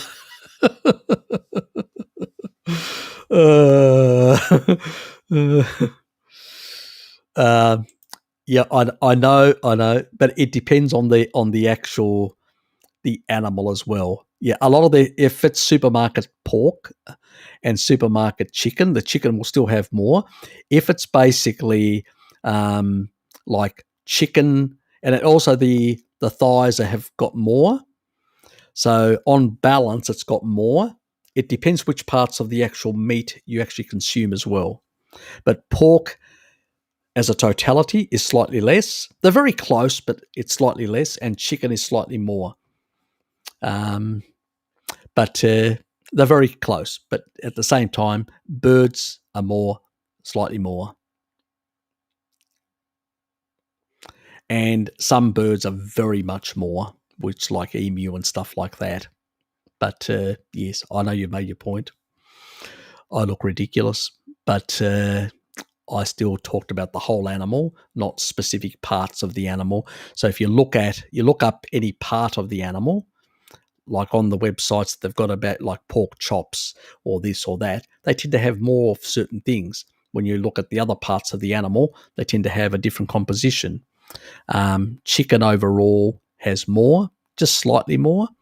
But the legs of the chicken, the drumsticks, they have far more. So it depends on the parts as well. But you corrected me well beyond there, and yes. But anyway, we won't. I'll accept that my description wasn't very accurate. It could have been a bit more precise in my explanation. I'll leave it at that. I was partially wrong. Which is better, pork or beef? Depends what you mean by which is better. On a micronutrient base, beef is better in some aspects, like riboflavin, I think, from memory. But then you've got basically pork, which is very close on riboflavin. There's not much difference. It depends on the part of the pork that you're actually talking about as well. That can vary. Like with beef, there are some beef cuts that actually have lower riboflavin than basically pork. So it depends on which parts. I would say on an overall, pork is better. It has more thiamine. It has more niacin. Where it falls short is iron. Beef has more iron, heme iron, than pork. Every single part of the beef is better in iron. So for women, especially, I'd basically balance 50-50 beef, pork. For men, they can go slightly more pork, less beef. A bit like those warrior Spartans that consumed quite a lot of pork. They loved pork more than anything else. So it's better for energy purposes, because basically thiamine and riboflavin and niacin are involved in energy production heavily. The differences in riboflavin is not much, but when it comes to thiamine and also niacin, pork beats beef hands down. Now, on the deuterium side, pork wins again. Pork is lower. The meat of pork can be slightly higher if it's not like foraging. But if you have a 1-to-1 of meat and the fat, it's going to be lower. So, and the reason for that is because lard is 115 parts per million, where tallow is 124 parts per million, which is very similar to the level. Can be 122 in some cases, the grass-fed. Butter is 124. Let me get it right. And beef, the protein part is about 140 something, and pork is about 145 to 148. So it can be much. So when you're having the lean part of the protein part. But remember, we don't oxidize the actual the protein. We use it as structural material. So is pork superior in that regard because it's got the deuterium growth factor, more of it in the actual meat, in the protein rather than in the fat? I'm not going to make a claim either way because we don't have any research whatsoever in that regard. Other people could say, well, beef has more leucine, and that plays a bigger role, and that's true. So I'll leave it at that as well, DJ Projectors. But overall, if we're looking at it on the deuterium level, energy production in the mitochondria in terms, I would say pork is better. Now, which part of the pork is the best? Well, guess what? Bacon. Bacon, both overall, the fat and the protein together, because it's got much more fat, bacon, is 113 parts per million. So it's one of the lowest deuterium foods you can eat. The next lowest is fish, which is much lower than even. Fish is the lowest, in that regard. And fish is probably, I think people should consume a bit more fish, especially in a world where there's a lot of blue light and blue light toxicity. Too much photonic energy, which is of the blue light spectrum, which can actually cause reductions in DHA in the body, which is an essential fatty acid. And so basically fish should be in people's diets, in carnivore diets, because they're getting additional DHA to support the different tissues that require it. And on top of that, it is low in deuterium. Then, one of the lowest is tuna, yellowfin tuna, which is really good. I love that. So, so in that regard, on the deuterium side, so I sort of combine in my diet fish and pork. I do have beef. I do enjoy beef. Don't get me wrong. I do enjoy beef, and I do enjoy lamb. I actually enjoy lamb more than beef. Lamb is one of my favourite. Actually, lamb is even more favourite than pork, but I tend to prioritise pork a bit more for the deuterium depletion.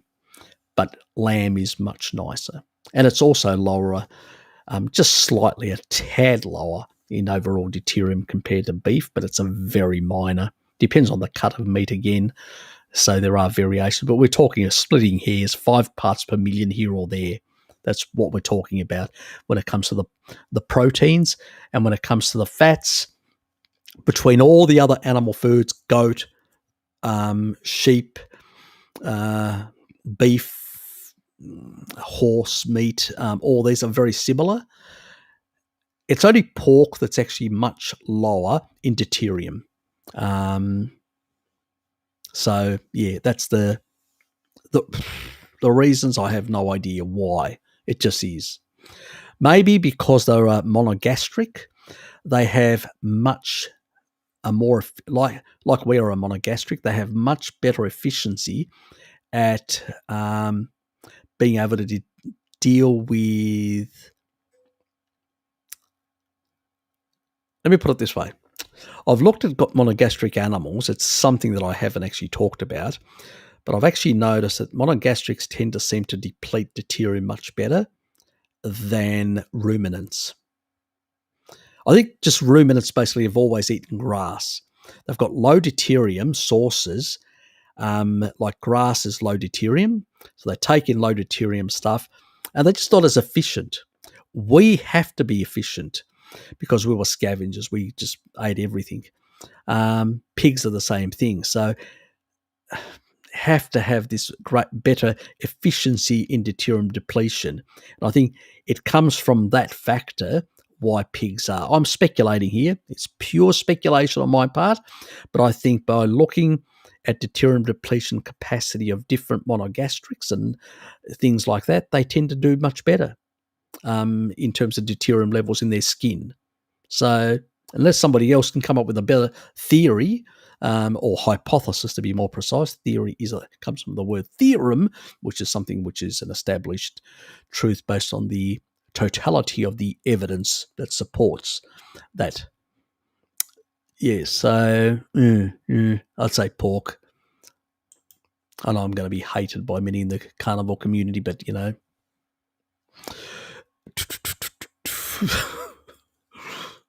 Yeah.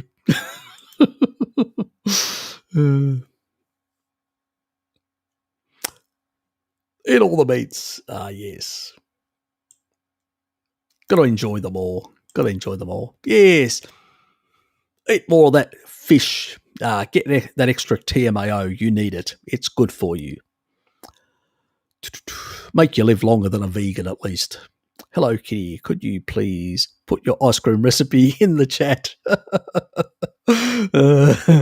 See what you've done? You've only got yourself to blame.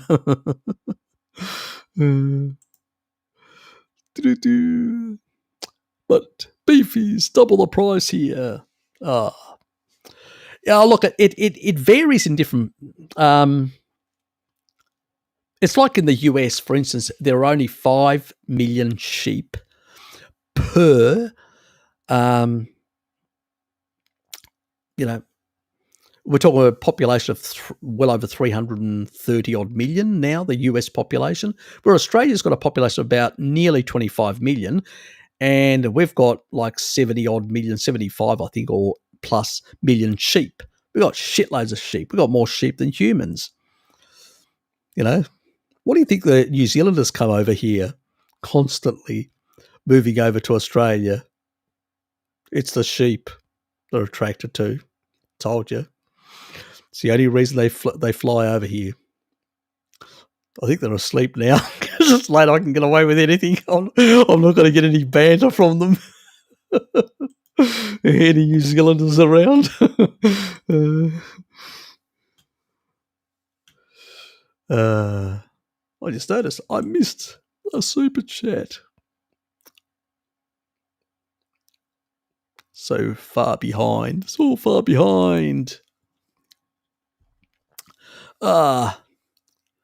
Matij, thank you, mate. I appreciate it. Why eating only protein doesn't work?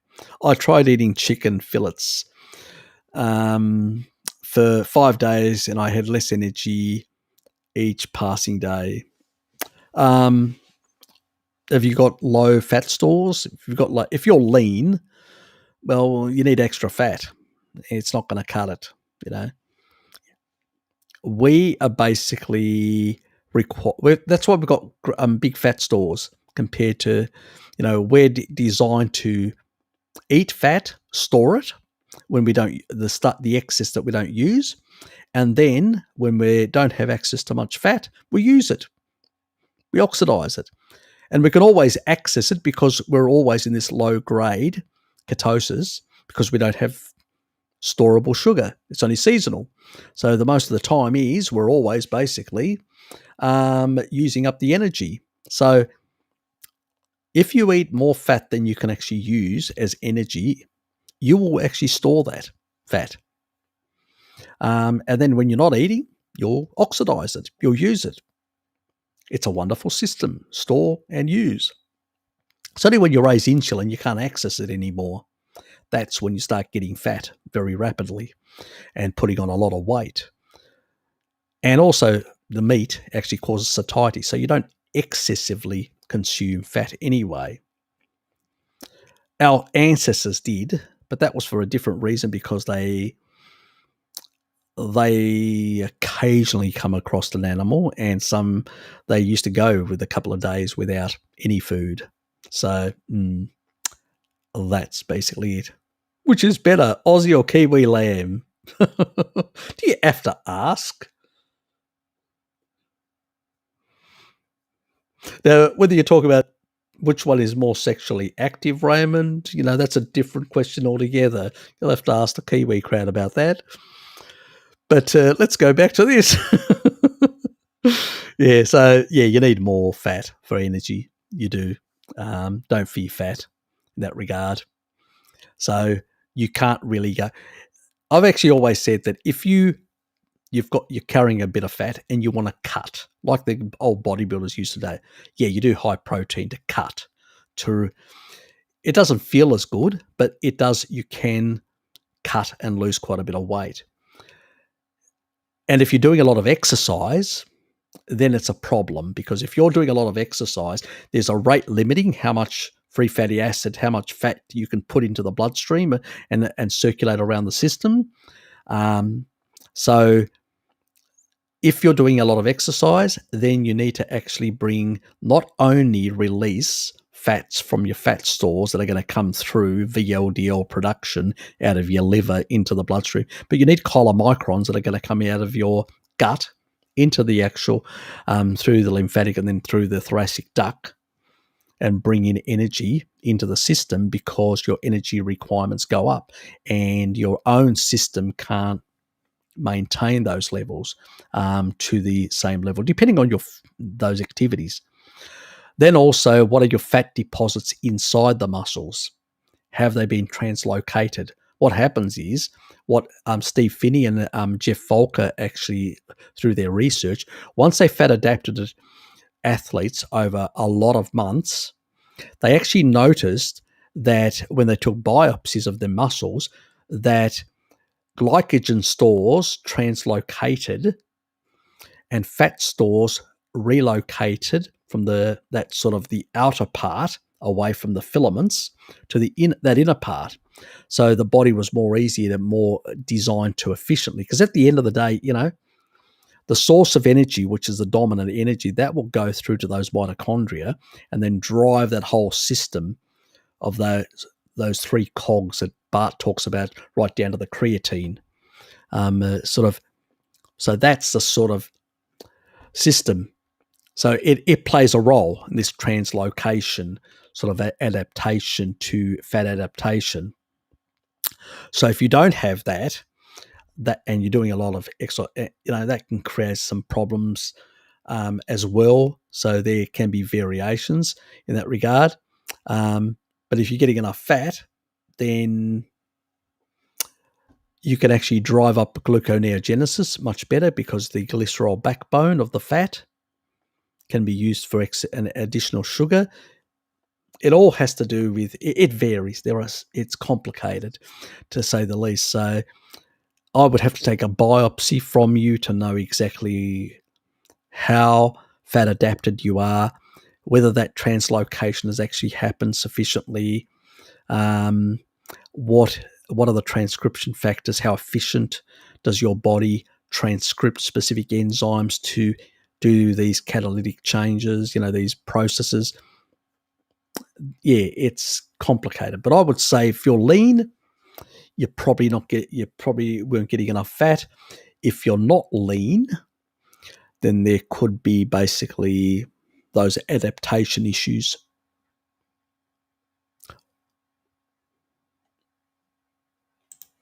Anyway, let me go back. Where was I? I'll quickly flow through some of that other stuff. Most of that was on pork ice cream recipe. Oh, threw that up. So that was ice cream. What was that? Ice cream is based on Joe in US. So Joe in the US must be a channel. So, yep. Yeah, beef is expensive. Lamb, goat, cheaper here. Okay. Pork is very cheap. Yeah, look at the Germans. Traditionally, they ate pork. Greeks the same. Traditionally, most of Europe ate pork.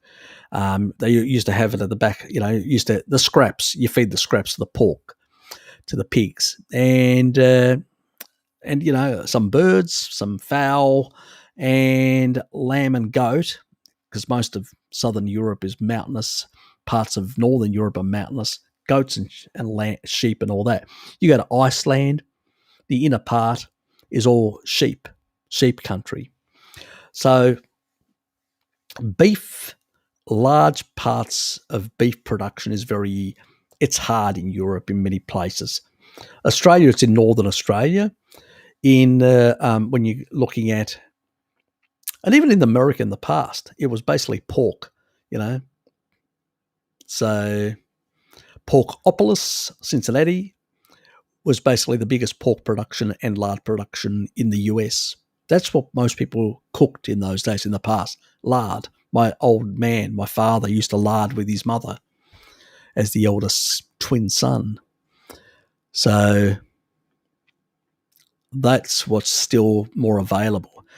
Countries like the US and Australia have good transport systems nowadays, so they can get around cheap their beef, and they've got larger land mass to actually support more beef. So that's the reason why. And traditionally, those lands had a lot of those sort of ruminants in many cases. Because if you go back to the mega beasts in Australia, before the kangaroos really took over the place, they were these sort of large animals as well. So it's the environment sort of suited in some regards. But yeah, some of the other stuff's are more cheaper. I know lamb is very cheap in New Zealand, very cheap in Australia as well. Like we can buy lamb here for $8 a kilo, and in the US it's like $50 a kilo, from what Sean Baker was saying. So it's just very expensive. So where beef is cheaper in the US, cheap in Australia as well, but in many other European countries it's not. And even in Greece it varies. Like in northern Greece it's cheap, but in southern Greece it's not, because there's islands, because it has to be transported there. It's much more expensive, so it's not consumed. It's a bit like that. But I've always said, vary your animal foods, because there's different variations in stuff like that in the micronutrients. Harry, I'm talking to my doctor tomorrow about the vaccines. Are there any few simple things I could ask him?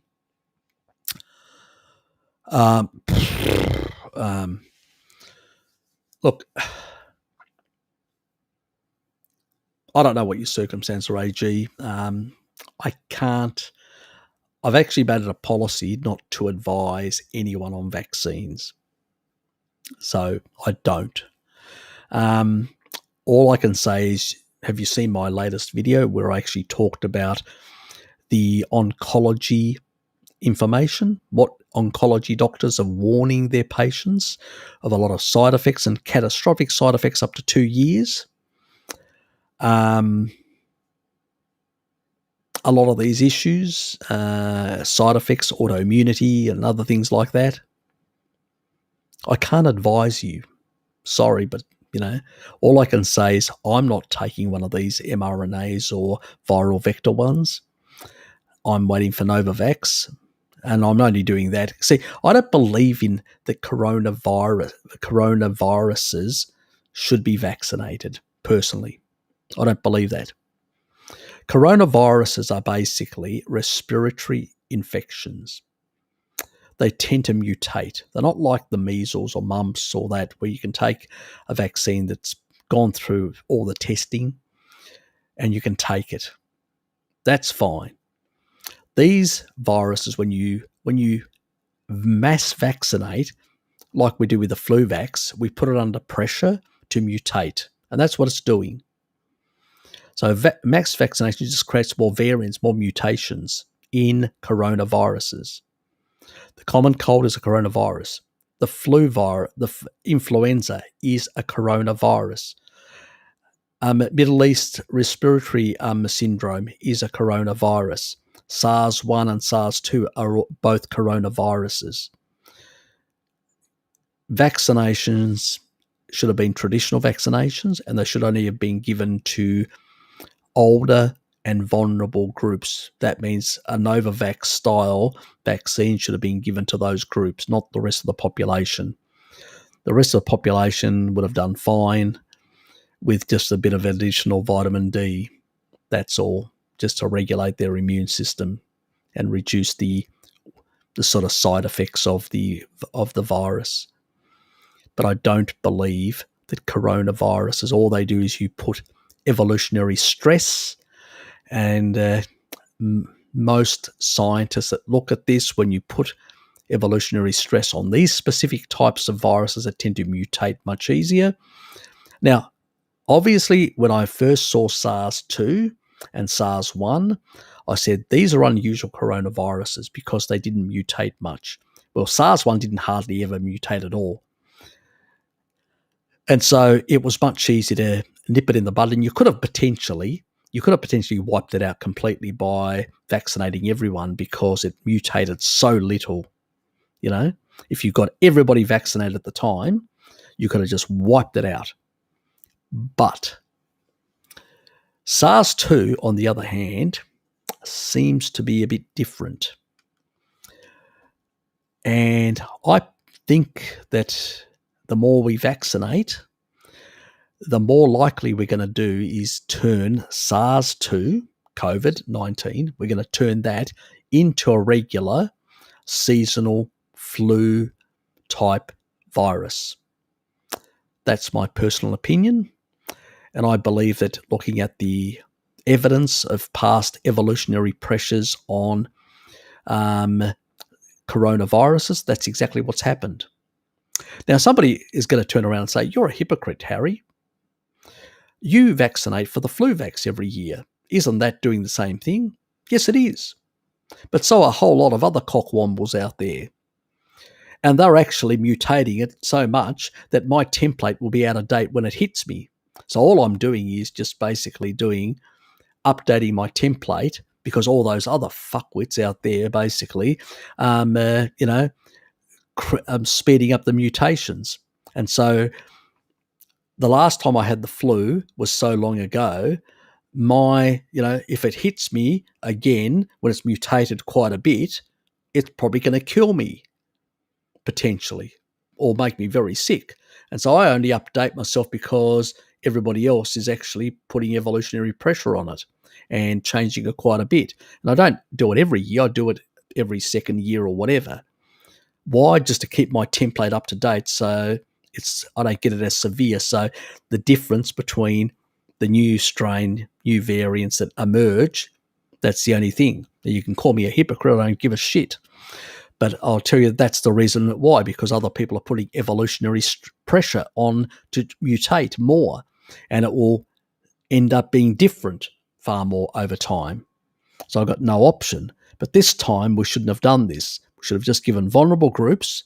We should have taken our time, given them vitamin D, given them ivermectin and other things like that, kept them alive, and considered, if it was still around the next year, to give them something like Novavax and all that, and keep the rest of us that were generally healthy away. And now they want to give it to 12-year-olds and younger. Are they crazy? Those people have got stronger immune responses, stronger immune systems. So when you've got a stronger immune response, what do?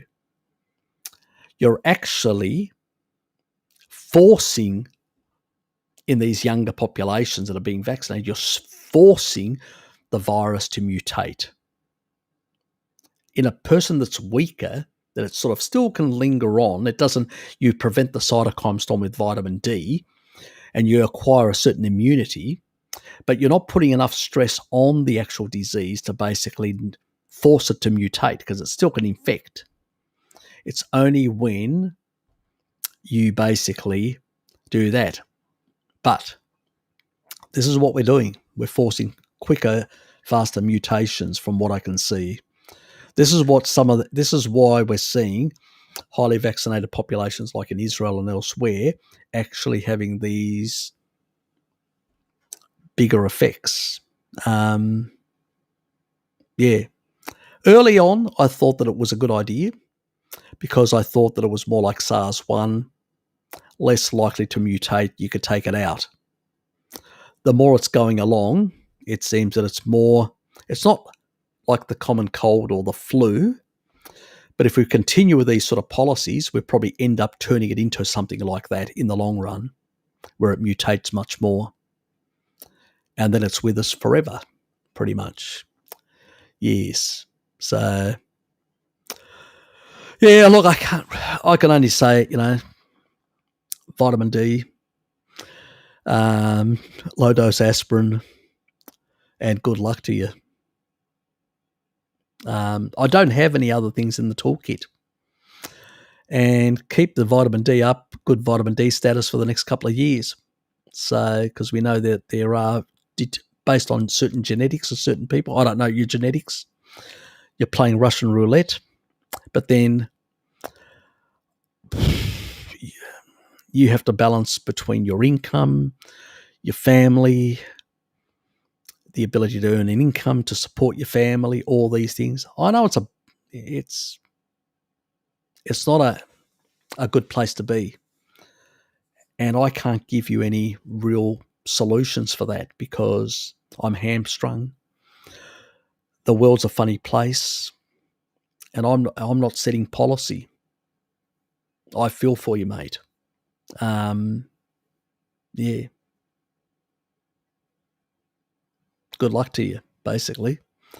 And all I can give you is 6 weeks of aspirin, low-dose aspirin for any sort of minor type short-term complications that could emerge, and maintaining a good vitamin D level for the rest.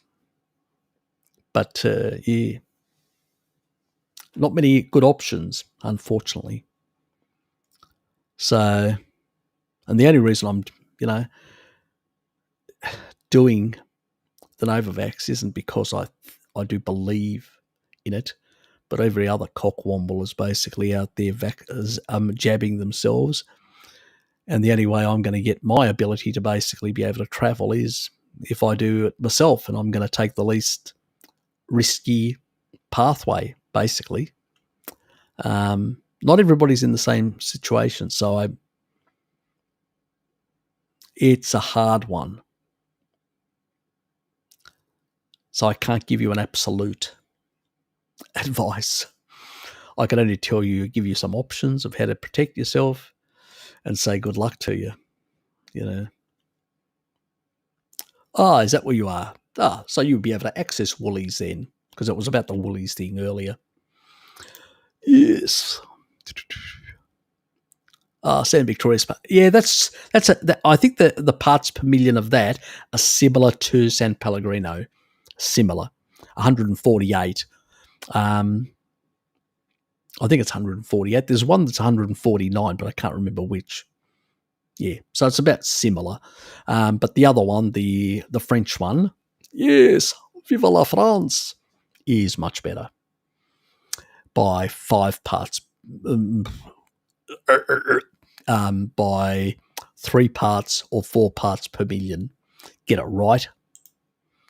Oh boy, asking for an omnivore friend, says that she has VDR mutation, so has to do a B12 shot, as B12 very low, and has anemia. What do munch? And she's insulin resistance. Thanks.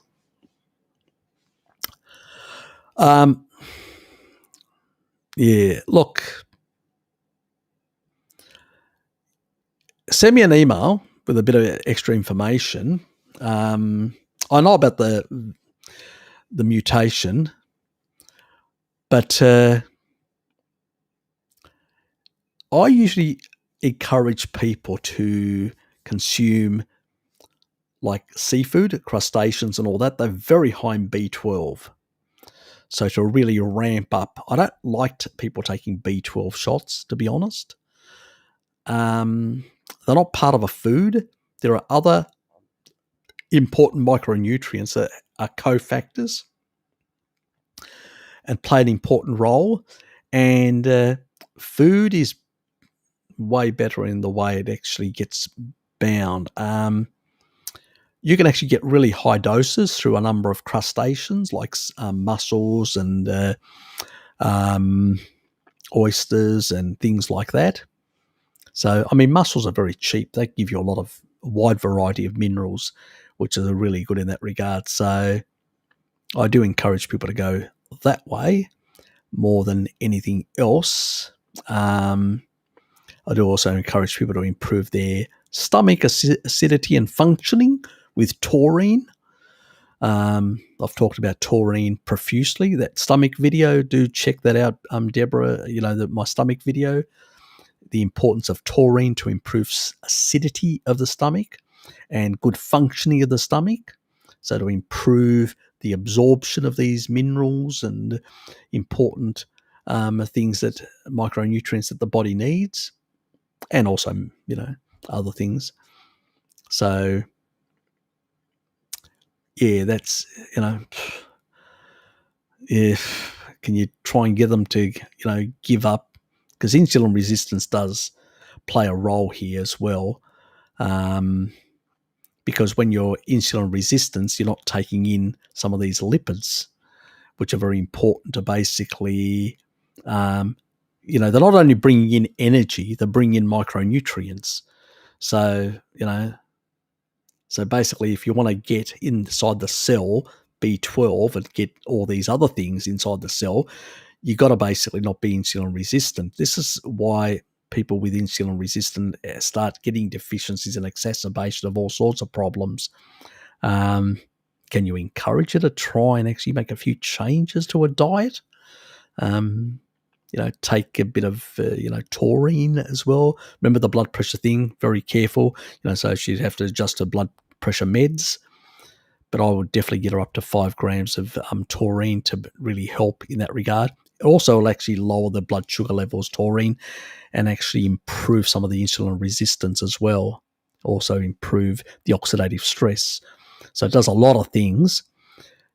It also balances the minerals in the bloodstream as well through the body fluids. So that's another important thing that these people require. It's a hard one when people are so hell-bent on sticking. Is she vegan or vegetarian as well, is she? I probably think she is, having B12 shots, or she's been doing low meat for a very long time. Probably got stomach issues. It takes time to basically improve the stomach with more taurine. My dad had pernicious anemia because he was and ended up with sarcopenia about 10 years ago. Again, because he, in his older age, he thought less meat, more veg would make him healthier. It just made him sicker. Now he's much better. And we've improved his stomach acidity and stomach function with more taurine. It takes a while. Can't happen immediately. The miracles don't happen, let's put it that way, Deborah. But it takes time. But they still, because of the blood pressure issue, it lowers blood pressure. You got to be monitored if you're on blood pressure meds. So I don't know what her situation is. She probably is on blood pressure meds if she's older, that older age bracket that most people are. So that's the other thing. You can't go up to 5 grams. It's just impossible. You sort of have to go 1 gram, then adjust your meds, then 2 grams, then adjust your meds, then 3 grams, then adjust your meds. Probably at 4 or 5, you end up off the meds completely for most people, unless they're severely insulin resistant and they're holding on to a lot of fluids. But that's a very small amount of people. Usually when they start doing the taurine, start doing a few other things, they start switching some of the other foods out. So that plays a role as well. Yeah, it's not an easy one in that regard. So, yeah. Do send me a bit of more background information. Send me with a bit more detail. What is she eating specifically? What sort of diet is she on? Some of the supplements, some of the medication, stuff like that. So I've got a better handle on exactly what state of affairs are really at play. And sometimes you can add slightly some other things or take certain things out and make adjustments. It's really hard on just without having a good background. That would help.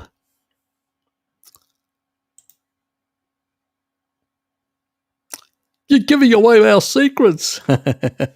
Vanilla ice cream recipe, 500 mils of whipped full cream. Ah, yes, very fatty, 48% fat.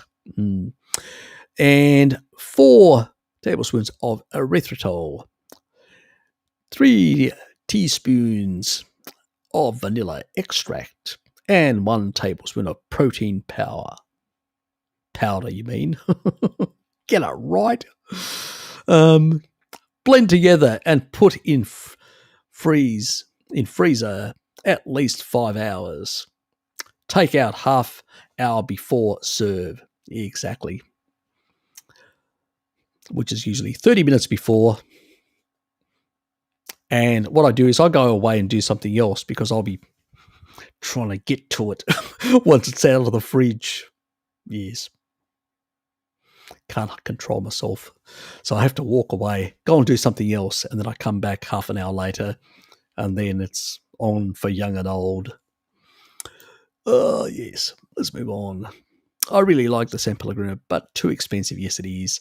The other one's actually cheaper than the San Pellegrino. Slightly cheaper. Sometimes I've got it on special, and it's lower in deuterium. Who would have guessed? It's probably because it's uncarbonated, that's why. So, yes, that doesn't play it at all. Could install water filter. That's if you want to get rid of the fluoride, but it's not going to decrease the deuterium, my dear. Beyond the curse of high insulin, what is it with PPLs that crave highly refined carbs late evenings of all times, melatonin during sometimes? I'm on the lower end with carbs, yet it even happens to me. Usually, if I have, this is why I usually have my snacks, a bit more extra fat and a few other things earlier. My cheeses and stuff like that, but around the 12-ish hour, that middle of the part of the day. And in that later part of the day, I usually have big steaks, a lot of protein, and it just blunts. And remember, you're getting more tryptophan as well, which is really good for your sleep as well. And it also blunts the cravings because you're just so, especially when you put a lot of eggs in. I mean, if I have a big omelette, forget it. I'm not going to eat anything after that. I'm going to be so right up to here with protein, nothing will go down. I just lose complete interest when I have later protein, complete interest in any food whatsoever after that. So, yeah, if you're going to have, like even milk and stuff like that, I consume earlier in that regard. And if I have any milk in the evening too, like warm milk, I won't have a lot, like a glass. I'll keep it at that, where earlier I'll probably have a bit more. So that's the sort of the difference. And it seems to work for me. It's the reason why I eat most of my protein, heavy protein, at about 3 o'clock. It just blunts completely any interest in food in the evening. I lose complete interest, Yeah. Well, it works for me, that protein. I think for most people, when they really blunt things. Will any water fill on the market compare? There's one that Hello Kitty actually showed me. I haven't looked it up yet. I'm sort of going to get into it and check it and see whether. Yeah, I'm not going to recommend anything yet.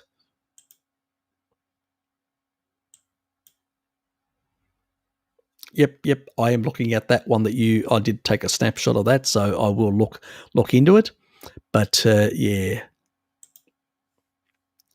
has he recommended any in the past? No, I haven't. I've talked about them, but I haven't actually recommended anything specifically. And I think I talked about the ones that some of my friends had, which are sort of high-end types that you have to get a plumber to fit them in. The one that Hello Kitty got is one that you can actually do it yourself. So, and that's the sort of things that I'll be looking at, the sort of do-it-yourself methods. My sister had one as well, which was a filtered type thing, which is a special container. You put the water and it sort of drips through the filter. So there are slightly different variations out there. They're not all the same, but they don't work all the same, and the quality, yeah, there's a lot of variations. Yeah.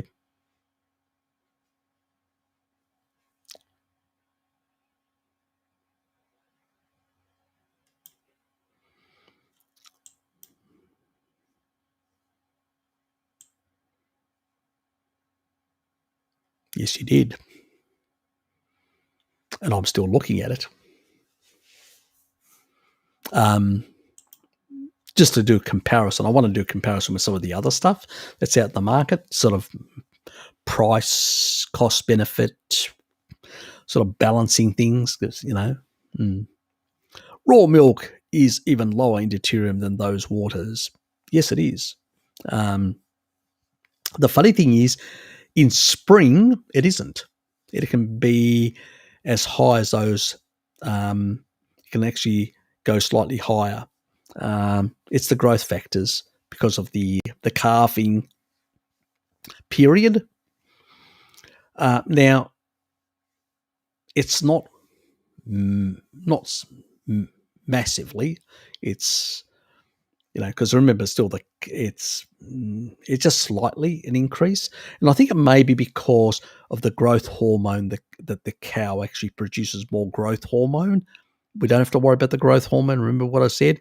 Not the same receptor. The receptor site not going to be a problem. We do not use the same. Our growth hormone is completely different than the cows, so our receptor is completely different. So it's a non-issue. I've discussed this before with Bart in one of my early chats. So that's a complete irrelevancy, but it seems that it may actually increase slightly the deuterium concentration, but not. It's still below that of water, even those waters. But yeah, it generally is in that regard. The sugar is generated through a low deuterium diet. So not all sugar is the same. So sugar on like glycerol is much lower. And all sugars vary, like sugars can be as low as 100, like meat, like protein, 140 odd, right up to 160 odd. So it varies. Obviously, when you're looking at like most of the actual fruits and all that, they tend to be 150 or above. Because in fruit, you get a concentration, So that's the other reason why I'm critical of Salad Boy, because, it's not as if he's having like a tuber, which is lower in deuterium. So you can have a tuber, for instance, that's, can be about 100 and between 145 to 150 parts per million. But no, he wants to have something like honey and fruit, which is in the 150 plus, sometimes 160, especially the honey. Depending on the bees and stuff like that, it can actually even be a bit higher. So it's concentrated more of the growth factor. So, and he calls that a health food. What do you think I say? Honey and fruit are the worst carbohydrates you can consume on a deuterium, mitochondrial health angle or point. So, yeah, the man is crazy. He will pay for it later on. Necro Kitty, good to see you here. I heard my name. Ah, yes, but it was, that you were more than likely going to be around to meet up with Lukey on Discord. Am I wrong? G'day, Sonia. Hi, everyone. Just woke up. 12:38 here in New Zealand. Get back to bed, young lady. Get back to bed. You need that extra sleep. You can always watch this tomorrow.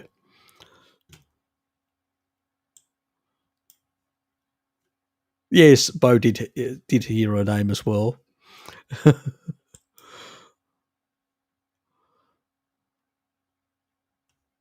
What about just unhomogenized milk? Okay. What do you lose when you pasteurize milk? You lose lactoferrin. You lose basically vitamin C completely. Not that we need a lot, but you still lose completely. You lose a large parts depending on the level of pasteurization. You can lose anything between very low pasteurization, 30%, right up to really heavy pasteurization, up to 90% of the B vitamins. So, like that ultra milk that is, lasts forever, never, that one that's actually really at very high temperatures for a very long time, that ultra type pasteurized milk, yeah, that pretty much you're only getting macronutrients. Micronutrients in terms of most of the minerals, yes, you're still getting. Minerals are not really lost from temperature, but all the vitamins, yeah, they pretty much decimated. Some of the fats, let's say altered, and some of the protein structures as well. So I'm not a big fan of pasteurization.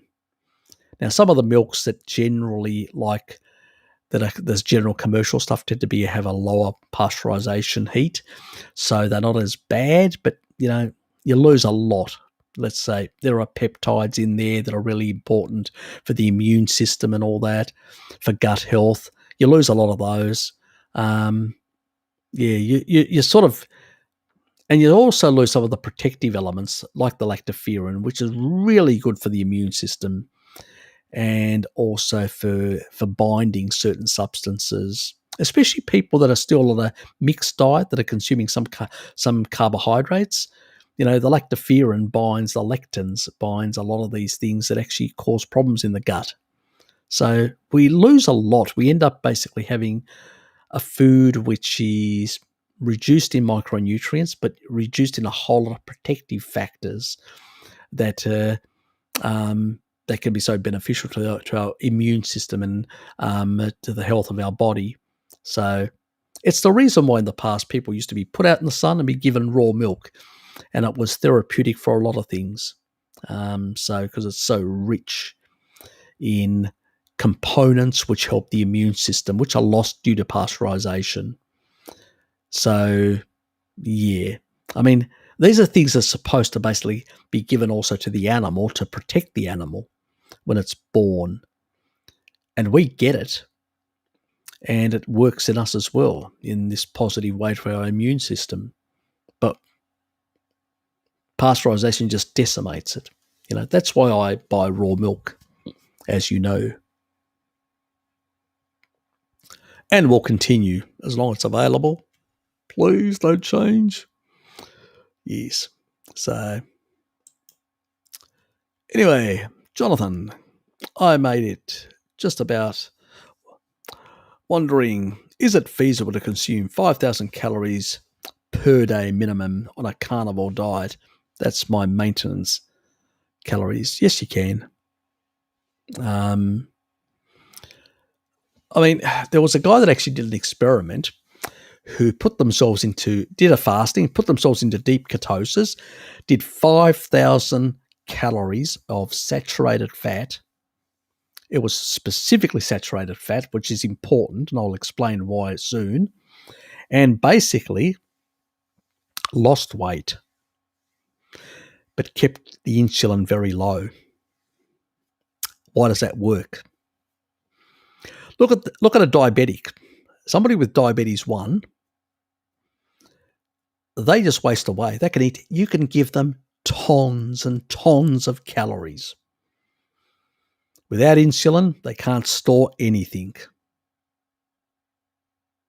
So they just piss it all out. They'll piss out ketones. They'll piss out everything, sugar, every bloody thing out of the sun. It's insulin that plays a role. So it really depends on the composition.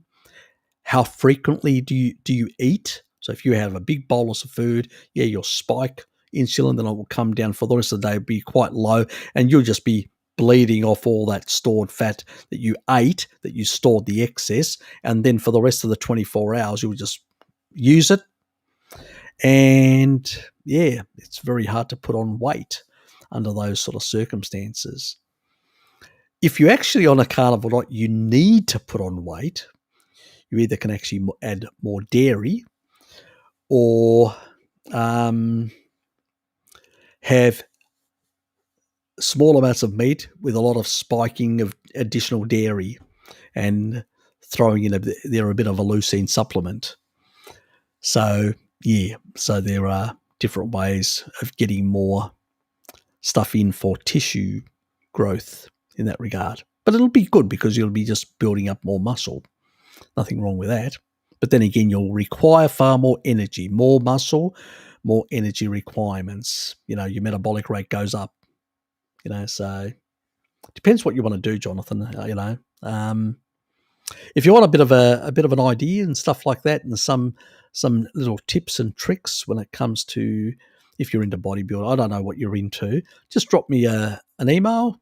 I look at my emails on Wednesday, so do it before Wednesday because otherwise it may not be replied until a week later. So keep that in mind because I do have a day job. Oh, apparently. Mr. H, care to give your thoughts on seed oils in skincare products? Bad news. Are they detrimental? Yes, they are. Curious, since being a soap maker, they fill a purpose. Now, there is a difference between industrial seed oils and extracted oils. They're not as rancid. So if you basically go and use, let's say, your supermarket variety seed oil that's come out of an oil refinery, that's going to be really bad to put that in skincare products. But if you actually go and buy let's say, cold pressed oils of different sorts, essential oils, stuff like that, the cold extraction process is going to basically maintain more vitamin E and in the actual product. And also if you're actually combining it in a soap with other components, it sort of holds it in a more stabilized way with the other stuff. It will still oxidize. But it won't be as bad as, the seed oils that are coming out of an oil refinery, which are extremely oxidized, extremely full of aldehydes, extremely damaged. So it depends what you're using as your input. Are you using industrial seed oils? Yeah, that's really bad. If you're basically getting commercial cold pressed oils, and if it's like these sort of essential oils and stuff like that, they actually have less PUFA. we're not talking about rapeseed oil, canola oil, and all these that have more PUFA. A lot of these essential oils tend to have less PUFA and are less likely to become rancid and damaged and all that, so less problematic. But it depends on which ones. They do vary. You should look up the essential oils and look at their fatty acid composition, and based on the PUFA content, you should pick the ones that have got the least, and they will be the least problematic and they will last longer for those purposes. So I hope that information helped. You could always, move to the other sort of side, which is like the tallow-based and lard-based soaps. You could combine those sort of elements, but I don't know whether that's a market that you're in or would help. So, but that's another option. There's also ghee-based products. So you could actually, cater for the vegetarians. Probably not for the vegans, but definitely for the vegetarians. And there are more vegetarians than vegans. So ghee is also a good source that can be combined in some of these products, soap products and stuff like that. And it's because of the saturates way better in that regard. So there's options like that. There's coconut, there's palm oil. Palm oil has also got the ethical side, so can't get it from Southeast Asia. You have to get it from South America.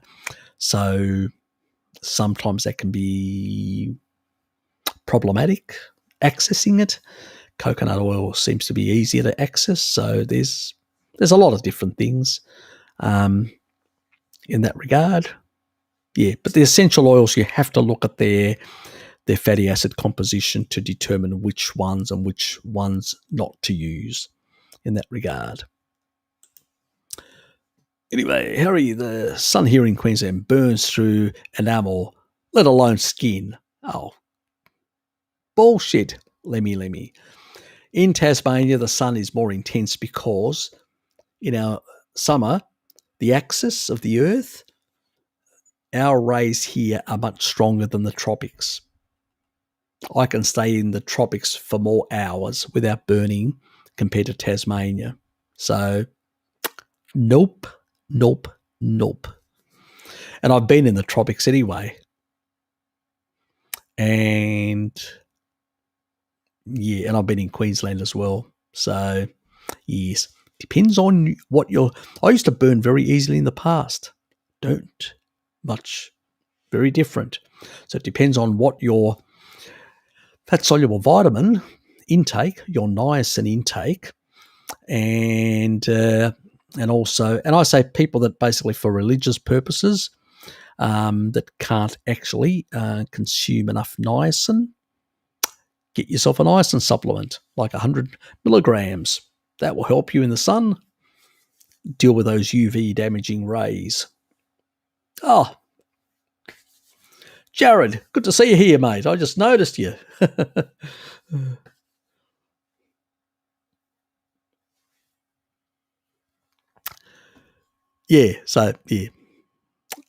leave that point there. Brian, everything's getting back to normal in Ireland, except for the COVID passports, yes.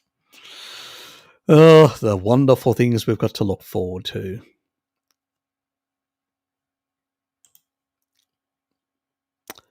Eric Berg says, white clouds that are seen in fingernails is due to high carb intake. Is that true?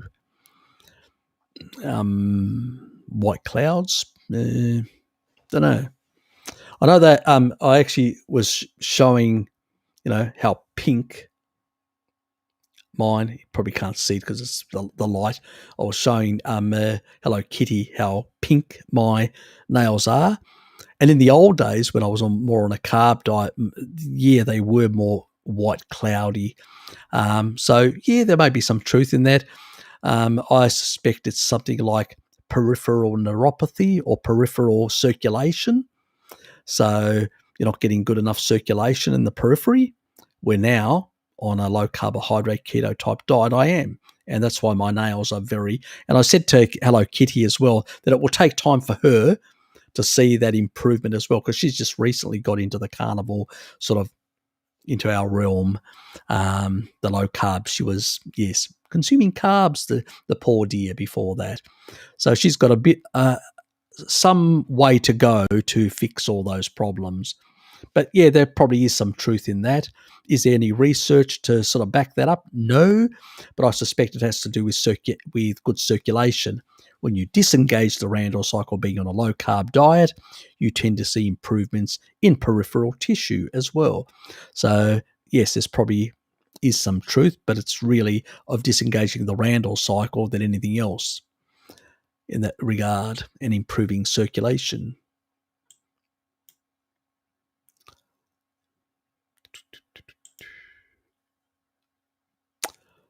Go hunt yourself an emu. I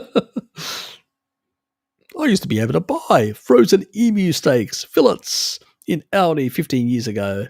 They were great. There you go, Bo. Exactly.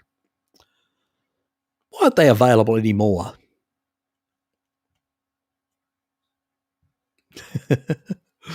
Got to do it with a traditional boomerang. Get the boomerang out there. G'day, Alex. And what's Scotty asking? We lost the last war with emu. Harry wants to resume the conflict. Take the damn Oops. Better keep my... Take them out. Get the Gatling gun out there. mow them down. Do you remember the Gatling gun one that Lukey did? That was a good one. Me out with a Gatling gun with the kangaroos. They are. Yes, no longer the indigenous people do hunt them. So, yes, they're in plague proportions in Australia. Bjorn, my meat supply is moving to Sweden or Norway. Has no right to exist here. Environmental rules. The Netherlands. The Netherlands is becoming very bloody woke. They're losing the plot completely.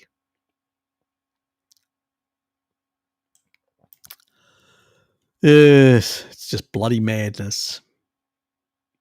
Yes. And most people don't realise the Netherlands is one of the biggest Unilever, biggest food manufacturers in the world. Yes, that little place on the western part of Europe is one of the biggest producers of food in the world. And some of the biggest businesses, food industries are there. And it's not surprising that they want to sell kibble to Europeans and restrict good animal foods. So I'm not surprised at all about that, Alex. Yeah. While they're using pesticides and all this sort of other crap, they're concerned about the meat suppliers having environmental impact. God almighty. Fucking drives you up the wall. Okay, really interesting video. Could you comment on the following? Part 1, Dr. Rogers, whatever, has put a video out on NU5GC.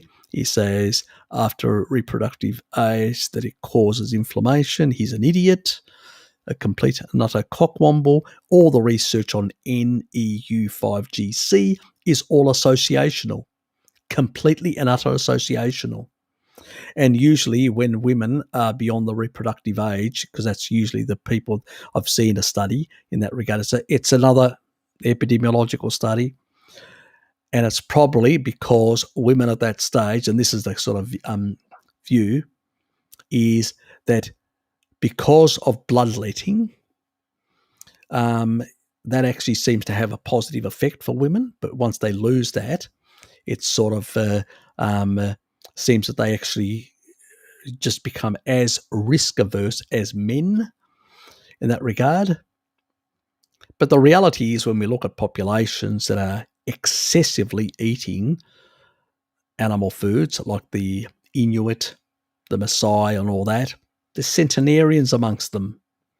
So if this was a problem, the Japanese have got centenarians, more centenarians than the Americans.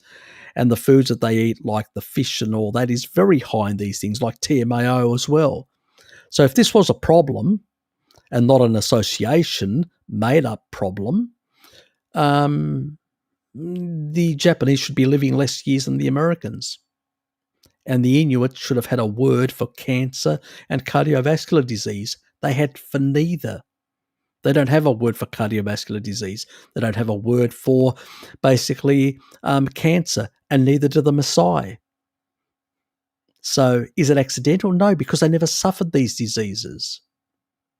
And even though their diet is 100% animal foods, very high in both TMAO and NEU5GC. And all the studies are associational claptrap. And that is basically it, AG. So it's absolute garbage, rancid garbage. And even the actual associational stuff is very low. It doesn't even get to an odds ratio of 2. So the incidence are actually even lower than an odds ratio of 2. And you need to be at an odds ratio of over 2. And some epidemiologists say that it should be over 3 before you can even generate a hypothesis. That means hypothesis generation. Below that is statistical noise. It's garbage, rancid. What else are these people eating? Because they're on a fixed standard diet. They're eating a whole lot of other garbage. And as they're getting older, they're getting sicker because they're eating more and more mixed diet with the refined sugars and oils and all that. No, it's the meat that's the problem, not the oils and all that. Give us a break. These people need to be, taken out and, yeah, you know what I mean.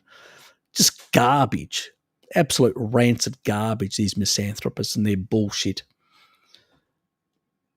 Never ends about all this epidemiological stuff. And then they can't explain these other things. Christopher Gartner, even though there's a lot of problems, I will agree. I've had a chat with Bart on this in the past, and we do agree that Christopher Gartner's A to Z study had a lot of problems with it. The vegans make a big fuss about it as well. But, and this is the important but, the people, after 6 months, they go, oh, the differences weren't that big. That's true, but everybody fell off the wagon. People went from, on the Atkins diet, from being low carb to getting 30% carbohydrates. 30% carbohydrates is a mixed diet. It's no longer a low carbohydrate diet. That's why they came together.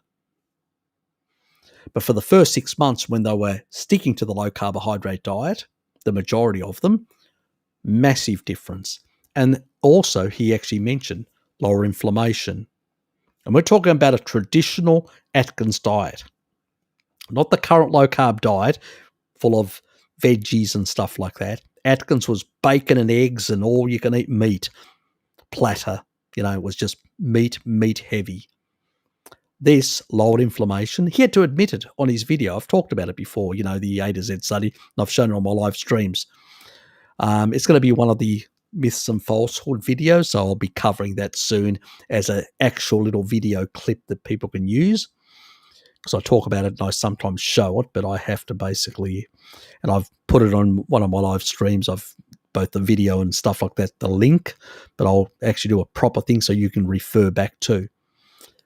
And lower inflammation. He actually goes through, he says, it does this, lowers inflammation, it does this, all these, because they went back and looked at the additional data because they took people's, they tested their blood and stuff like that, their lipids and all sorts of things. And on all these factors, they were lower, better. So,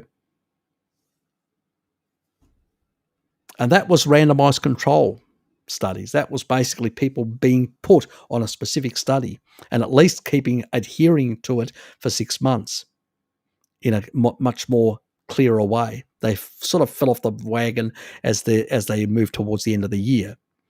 But in the early part, and that's when they saw a lot of the blood markers really good. So it actually confirms what we've been saying. The more meat, the healthier, So we've gone from 70% animal foods in the 1950s and 60s and 70s to now being more or less plant-based. We're about 70% plant foods. And they they've got the audacity from these cockwomble studies, associational studies that they do nowadays, to blame the 30% processed garbage meat, which is rancid in many cases because it's actually cooked in rancid seed oils, and combined with a shitload of plants, and they've got the audacity to point out, oh, it's these factors in the meat. Let me put it this way. If you actually give a rat excessive amounts of anything, even iron, or even some of the vitamins, like vitamin C, give a rat excess vitamin C, you'll create oxalate, you'll create inflammation. That's reductionism. This is what these people do.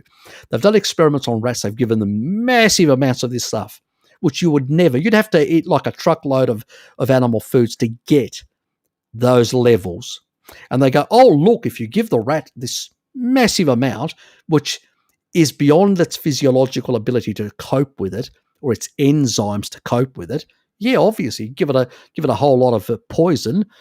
Even give it something absolutely healthy like vitamin C, shitloads, you'll actually poison it. The dose makes but in normal levels that are in animal foods and all that, it's never going to be a problem. And then they extrapolate from that rat study, then they go to the human and say, oh, look, these ones that are having more, so the vegetarian that's actually having slightly less because they're not eating red meat, they're not eating the burger with the fries and everything else, or the other crap, the processed crap, obviously that person's going to be slightly different. But even there, it's just marginal, the difference. It just shows how poor the vegan and vegetarian diets are, that they can't even statistically beat a SAD diet. Even a SAD diet is just slightly worse than theirs statistically. It doesn't even get to an odds ratio of 2. How fucking poor is that? And they use that as an argument against meat. God almighty. God, they're desperate. That's all I can say. New research has shown that first-time amount of dietary salicylic acid correlates with the amount of antibodies we create in salicylic acid, which has been missing link in research for some time. In what research are we talking about specifically? Can you tell me specifically which research we are talking about? Because I'm not sure what you're talking about. Are you talking about the cancer stuff? What are you talking about specifically? Because it depends. I've heard a lot of different things in that regard. So, AG, can you tell me exactly which one? Just put it down at the bottom. I just zoomed down to the bottom. Nope. Rat studies. Oh, I'm not a rat. Oh, yeah, Bjorn. Have we confirmed that experimentally, Bjorn? I'm sending somebody to Norway to experiment on you. AG will come. AG, are you going to put the what in regards to what?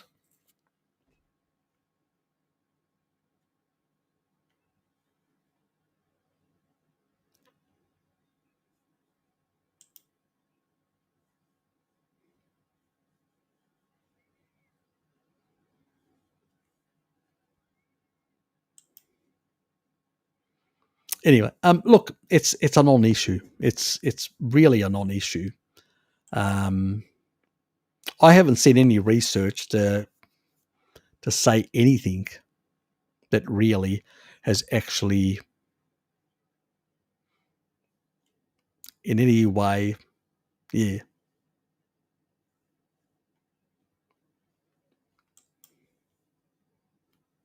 Nope. Anyway, we'll move on. Yeah. Look, a lot of research is a lot of association, says all sorts of things, but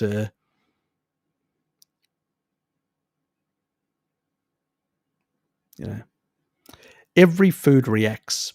Every food creates reactions in the body of all sorts. and different combinations. But the reality is that's normal. Even a bit of inflammation is actually caused when you eat any food. Different foods cause more inflammation, but every food causes some low level oxidation, because oxidizing, these molecules does cause some oxidative ROS. So it's just normal. The question is, there's very low grade from just generally living that are creating, and then there is massive amounts from engaging the Randall cycle and doing other contraindicated things. So anyway,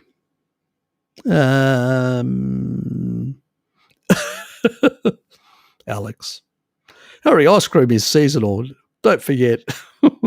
Oh, don't tell Hello Kitty she won't make any for me if she thinks it's seasonal. We'll have to wait until summer. Still bloody, well, spring. She gone? She's probably gone to bed. Good. Fuck, it's at the time. G'day, mate. How's it going? Any ideas why Ray Petty's stopping my insomnia and relieving my anxiety? I don't know what your circumstances are. Could it be that my liver is struggling to create glucose or slow metabolism? I miss carnivore dieting. I don't know what your health situation is. Drop me a line. Let me know exactly what your circumstances are in that regard, because tryptophan really helps, and so does taurine. So late taurine, so that's why I have late consumption of a lot of protein, which is heavily in both tryptophan and taurine, and both those actually help with insomnia and help with basically relaxing and relieving, increasing GABA and lowering the effects of your basically, your sympathetic and parasympathetic. So the flight or fight type thing, it reverses that. So it actually puts you in a more calm state. So that's why I usually recommend, if people are taking taurine as a supplement, they should take it in the evening, because it also helps with sleeping. And good to have it with meat, because the tryptophan from the meat, the combination tends to work better. I don't think the other stuff is required at all in that regard, because the repeat diet does include a lot of animal foods that are heavy in taurine and that. So it's more likely that rather than the other stuff, which will be damaging to you long term. Let's put it that way. Anyway,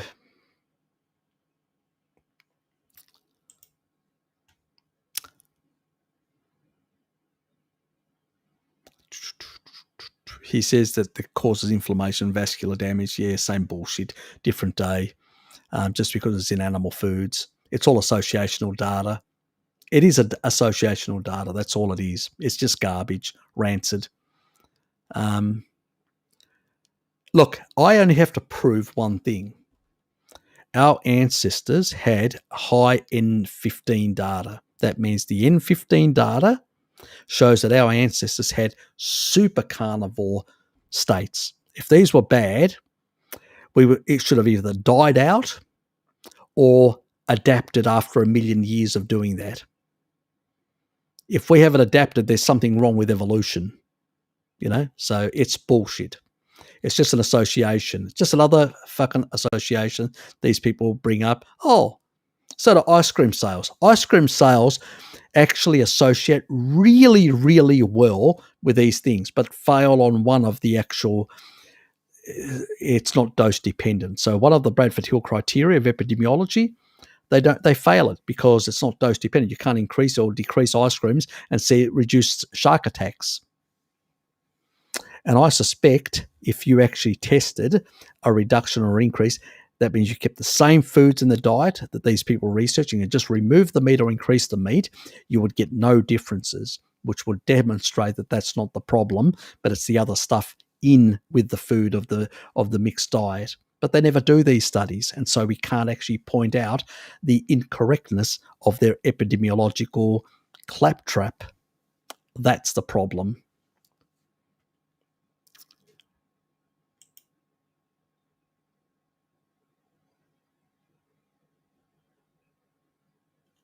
Okay, so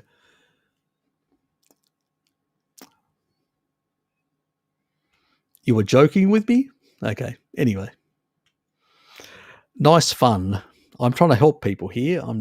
So please don't joke with me, or I'll ban you from my channel. In that regard, because I don't mind, I'm entertaining comedy and stuff like that, but make it clear, let's not put misinformation out there or create issues that don't exist. Anyway, but tryptophan and taurine do play a role in good sleeping in the evening, so that you can take that to the bank. That's really important in terms of, and also increasing GABA, reducing anxiety and stuff like that. But sodium also helps as well. It lowers cortisol. Which is better, Aussie or Kiwi? Definitely Aussie. Those Kiwis, God. Those Kiwi sheep are very, very promiscuous. Let's move on. See, I could say that because the Kiwis are all asleep. And tomorrow when they do listen to the rest of it, it'll be too late. They'll have to wait. They'll have to vent for a whole week before they can get back at me. It's an advantage of them being 2 hours ahead of us.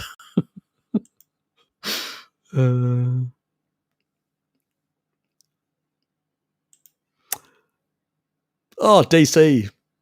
Oh, hello, mate. You can see how late I am, how far behind I am on my stuff.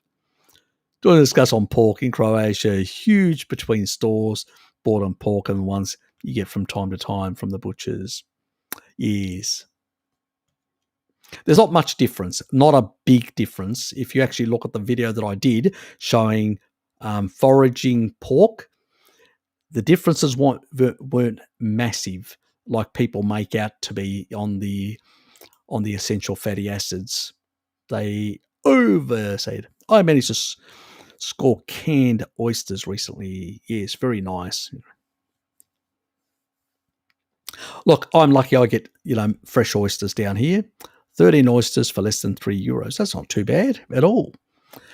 We get our own. We really get nice oysters. Okay, South Korea. Tasmania's got really nice oysters, and I love mine. Raw, many cases. Thanks, Harry. She eats meat, but very much omnivore. Follows Dr. Oh, okay. She's not getting enough meat then.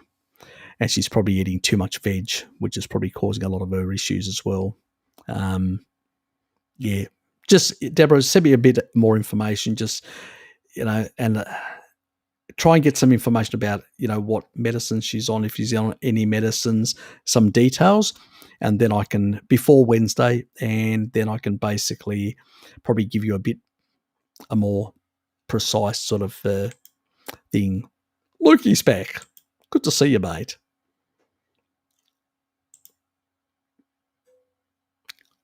Fall in lamb season here in Norway. Delicious lamb. Pastured, mountainous, very cheap. Only $6. Pretty good. That's pretty good.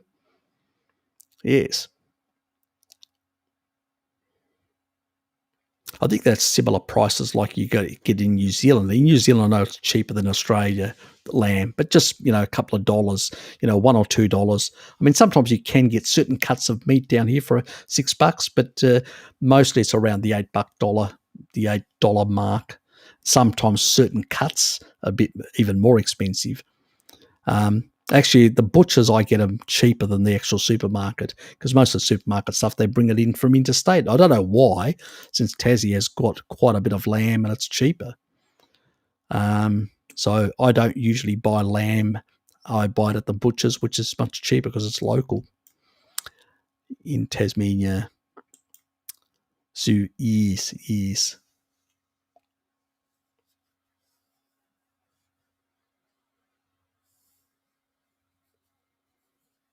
Okay. So, yeah, okay. Oh, now you confused me. Yep. Okay.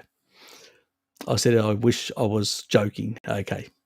Yeah, just send me something through and I'll look at, give me, what you eat fully, if you take any meds, everything, because sometimes meds can interact funny with certain things.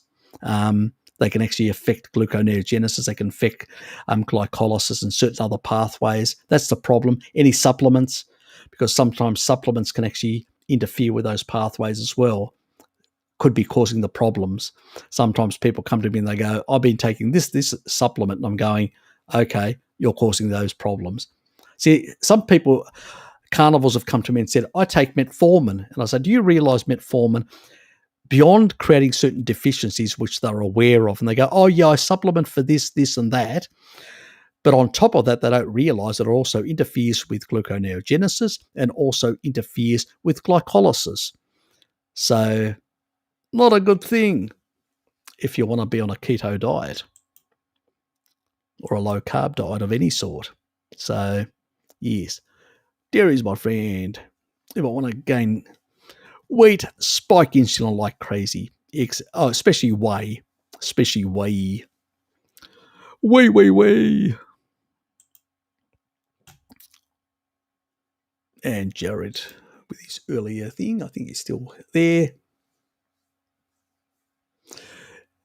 Except carbs definitely do not help my anxiety at all. Quite the opposite.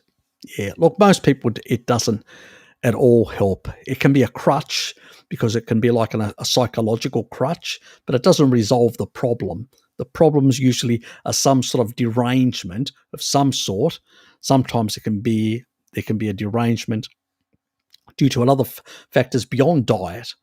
There can be other things. There can be things in the environment, like there are cases where people are getting very high spikes of like from mold. So the mold exposed and they get very high spikes of blood sugars and they're getting these sort of derangements. And then basically I tell them, I think I've been exposed. And I go and get yourself tested. They come back, they confirm that they've been tested. And I tell them, try and get ivermectin. And once the people that are able to get ivermectin actually use that ivermectin, you know what? Problem goes away, because ivermectin would really get rid of. I know other people, because they can't get extra ivermectin, they have to go the antibiotic path and stuff like that. And then we have to do a gut restoration and all sorts of other shit. Ivermectin is much better at clearing out mold out of your body. It's really good at that. And usually it fixes everything. So it's not just a diet. It can be environmental toxins, environmental hazards, can be a lot of damn things, which is sometimes it can take time. And as I said, I do a day job. I don't have time to basically, if I can't troubleshoot immediately someone, I usually say, well, depending on what they've got, if it's a sort of a blood, if it's something like an addiction type thing, I usually say go to PIM. If it's a general type thing, I usually send them to BART. And if it's one of these sort of derangement type things, I usually send them to Mary they do consultancies. I don't. The only thing that I do is I reply to emails, and but you can only do so much with emails. Consultancies are much better because you can interact with a person and actually ask them a whole lot of questions. I did do a few in the early days, but then I realised I just didn't have the time.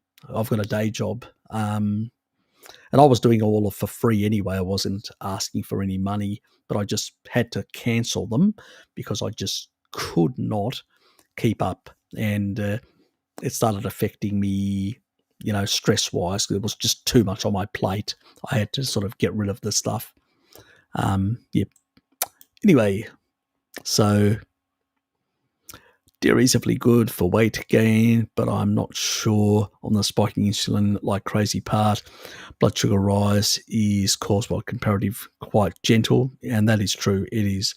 It's a very mild level. Your insulin to glucagon isn't going to increase very, very high.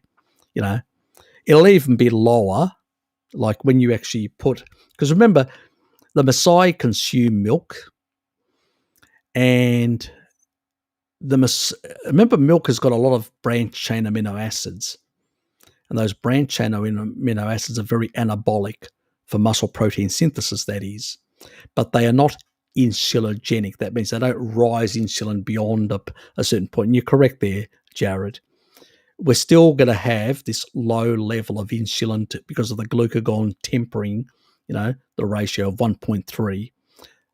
And you're still going to have this low grade, unless you basically go out and basically get low fat milk and the sort of the sugary stuff, that commercial stuff. Yeah, that definitely, but it'll be the sugar, nothing to do with the actual milk that's in there. So it'll be that additional crap that they've put in. Grandpa, you'll never live that down, mate. You'll never live that grandpa down. It's stuck for good. Yes, whey is known to massively spike. Yes, it is, but it's very short. It's a bigger spike it's double the spike of white bread. Not just bigger, it's double. But this is what it does, and it comes down very quick. Where with bread, it goes up, and then it goes not as high, and then it sort of stays up for quite some time. That's the difference. And so that's why bread is worse. Where with whey, it's a quick spike, and then it comes down. And that the spike is coming from the branched chain amino acids, and then it comes down immediately. So it's a signaling. It's more of a signaling thing rather than an anabolic, or like it's not the type of spike. See, the other spiking of insulin and staying up, which comes from glucose, is a different signaling sort of thing. It's actually signaling to the body there's too much substrates of energy in the bloodstream. You need to store. It's signaling to store. Muscle protein synthesis, leucine signaling via insulin spiking and then dropping, is basically telling the actual muscle cells build tissue. That's what it's signaling. Very different. That's why I say insulin has a lot of roles in the body. They're not all involved in. I think we've grown up with the myth that it's basically, the fat storing hormone. Yes, it plays that role, but it's not the only role that it plays. It plays many other roles in the body. It's a signaling molecule as well. So, yes, it's a bit more complicated in that regard. Yep, exactly. Which is exactly what I said. So, yes, let's not demonize insulin. Let's just demonize what we put in our mouths, and then we cause these different types of signaling, which is telling the fat cells, store. Do not release anything. Store. And that's what they do. They store because insulin is staying up too long. That's where the problem lies. Where in a signal quick that happens with whey, get the muscle protein synthesis, but the insulin comes down to base level again, and the fat is still coming out, and hormone sensitive lipase is still activated, as long as there's no sugar in there to change that relationship. And it's usually, and the reason for it, and let me cover this point, and the reason for it is because of the glucagon that's tempering, preventing this over where it stays up for too long. It's because of the glucagon. But once you throw a lot of sugar in there, then you suppress glucagon, then there's nothing to hold insulin back from overexpressing. So, yes.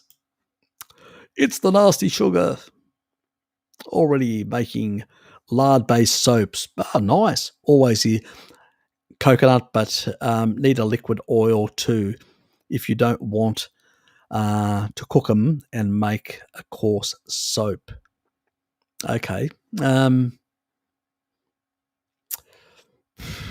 Probably, I would say probably palm oil for that purpose, because it has that viscosity, unlike lard, unlike coconut, unlike it doesn't require as much heat because it's still got far more poofer than they, and as a consequence tends to basically remain more liquid in that regard, so can be used for that purpose.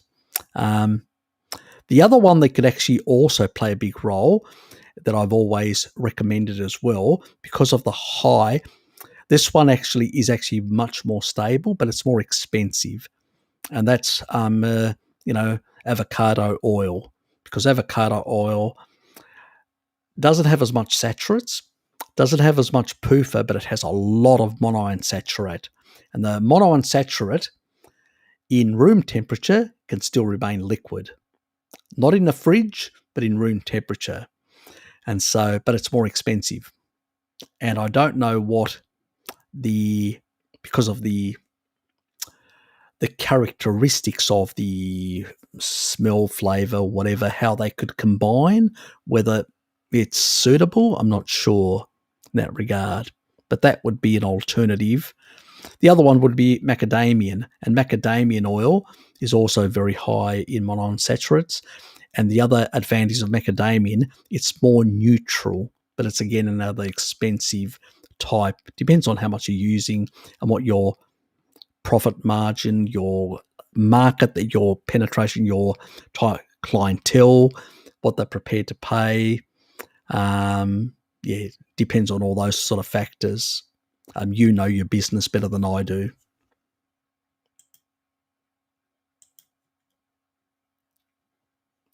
I can't believe nobody would eat free-range vulture meat. They are in danger, so we won't. Anyway, but still. Nothing like a vulture.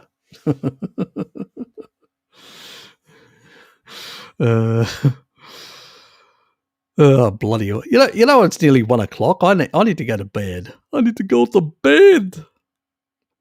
I'll just quickly find one last.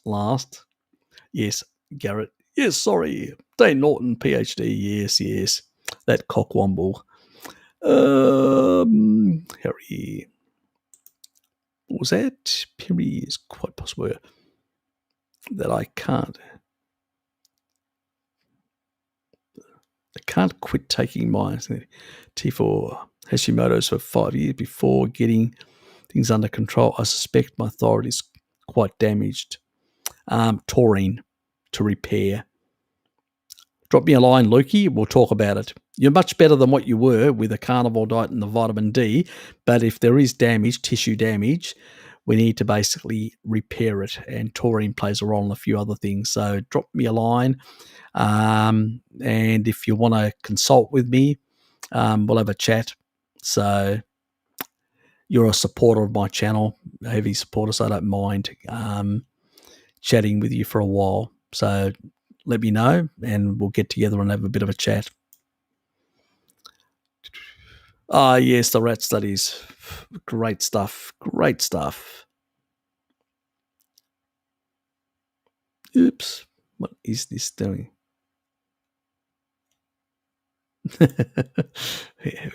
Very well said, Spencer. That's where he's getting good nutrition. He doesn't need the other shit. Oops. Quickly. And anything else that I really need to answer?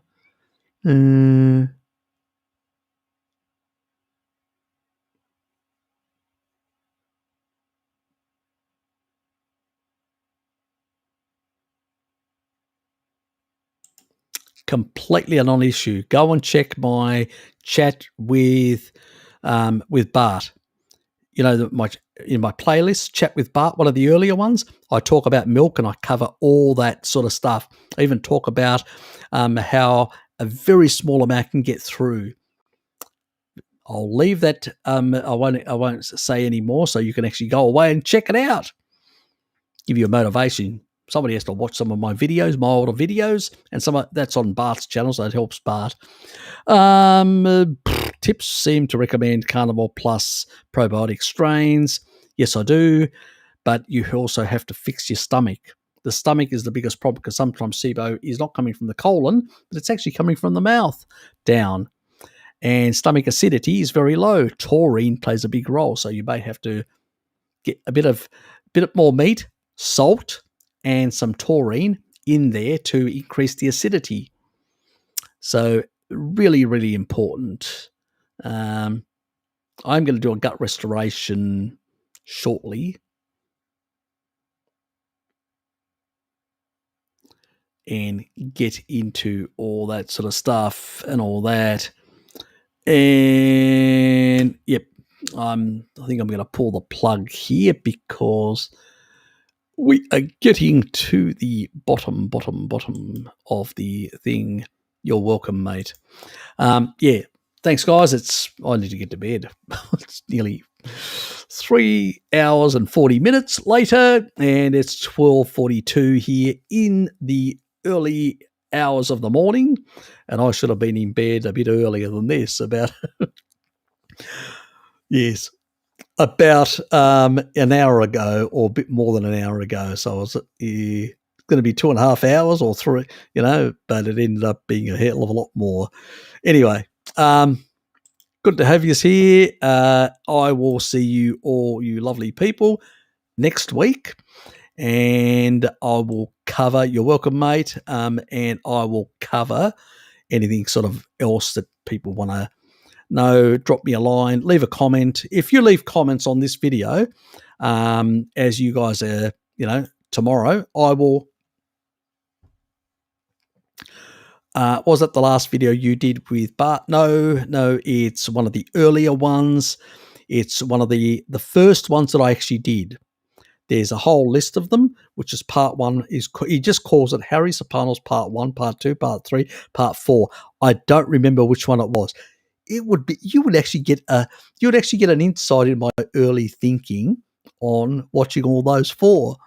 So, you probably will notice also I've come a long way since those early days. So that was like 2 years ago when I was just getting into carnivory. So it was a very long time ago. But you'll get a lot of insights into things that you probably haven't been aware of in that regard. And, yep, thank you, Bo. Appreciate it. Thanks, mate. Appreciate it. Okay, no problems. We'll find them. And I think I've watched them before. Okay. Yeah. Oops, I did go over that one. Why isn't that coming up? It's beyond me. His character stretching his arms forward and raising his thumbs up. Okay. Oh, yes, it is. I mean, I can watch it here. I can't see it here, but I can actually see it there. Thank you very much for your contribution. Thanks a lot. Appreciate it. And appreciate your support as well. And sorry about the previous misunderstanding. I get a bit feisty sometimes. It's just my nature. Thanks, mate.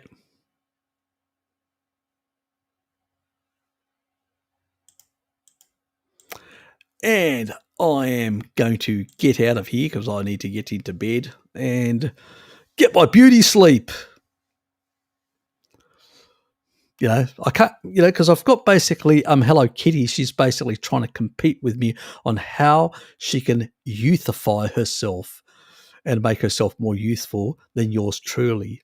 And we can't have that now, can we? Damn. She gives me a hard time. I need to spank her, but unfortunately she'd probably like that. That's the only problem. I can say anything now because she's gone to bed. She probably won't watch the end of this.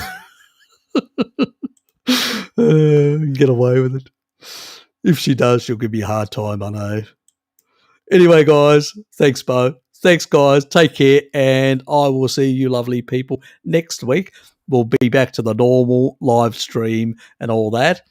And yes, so I will see you lovely people then. See yous. Good night.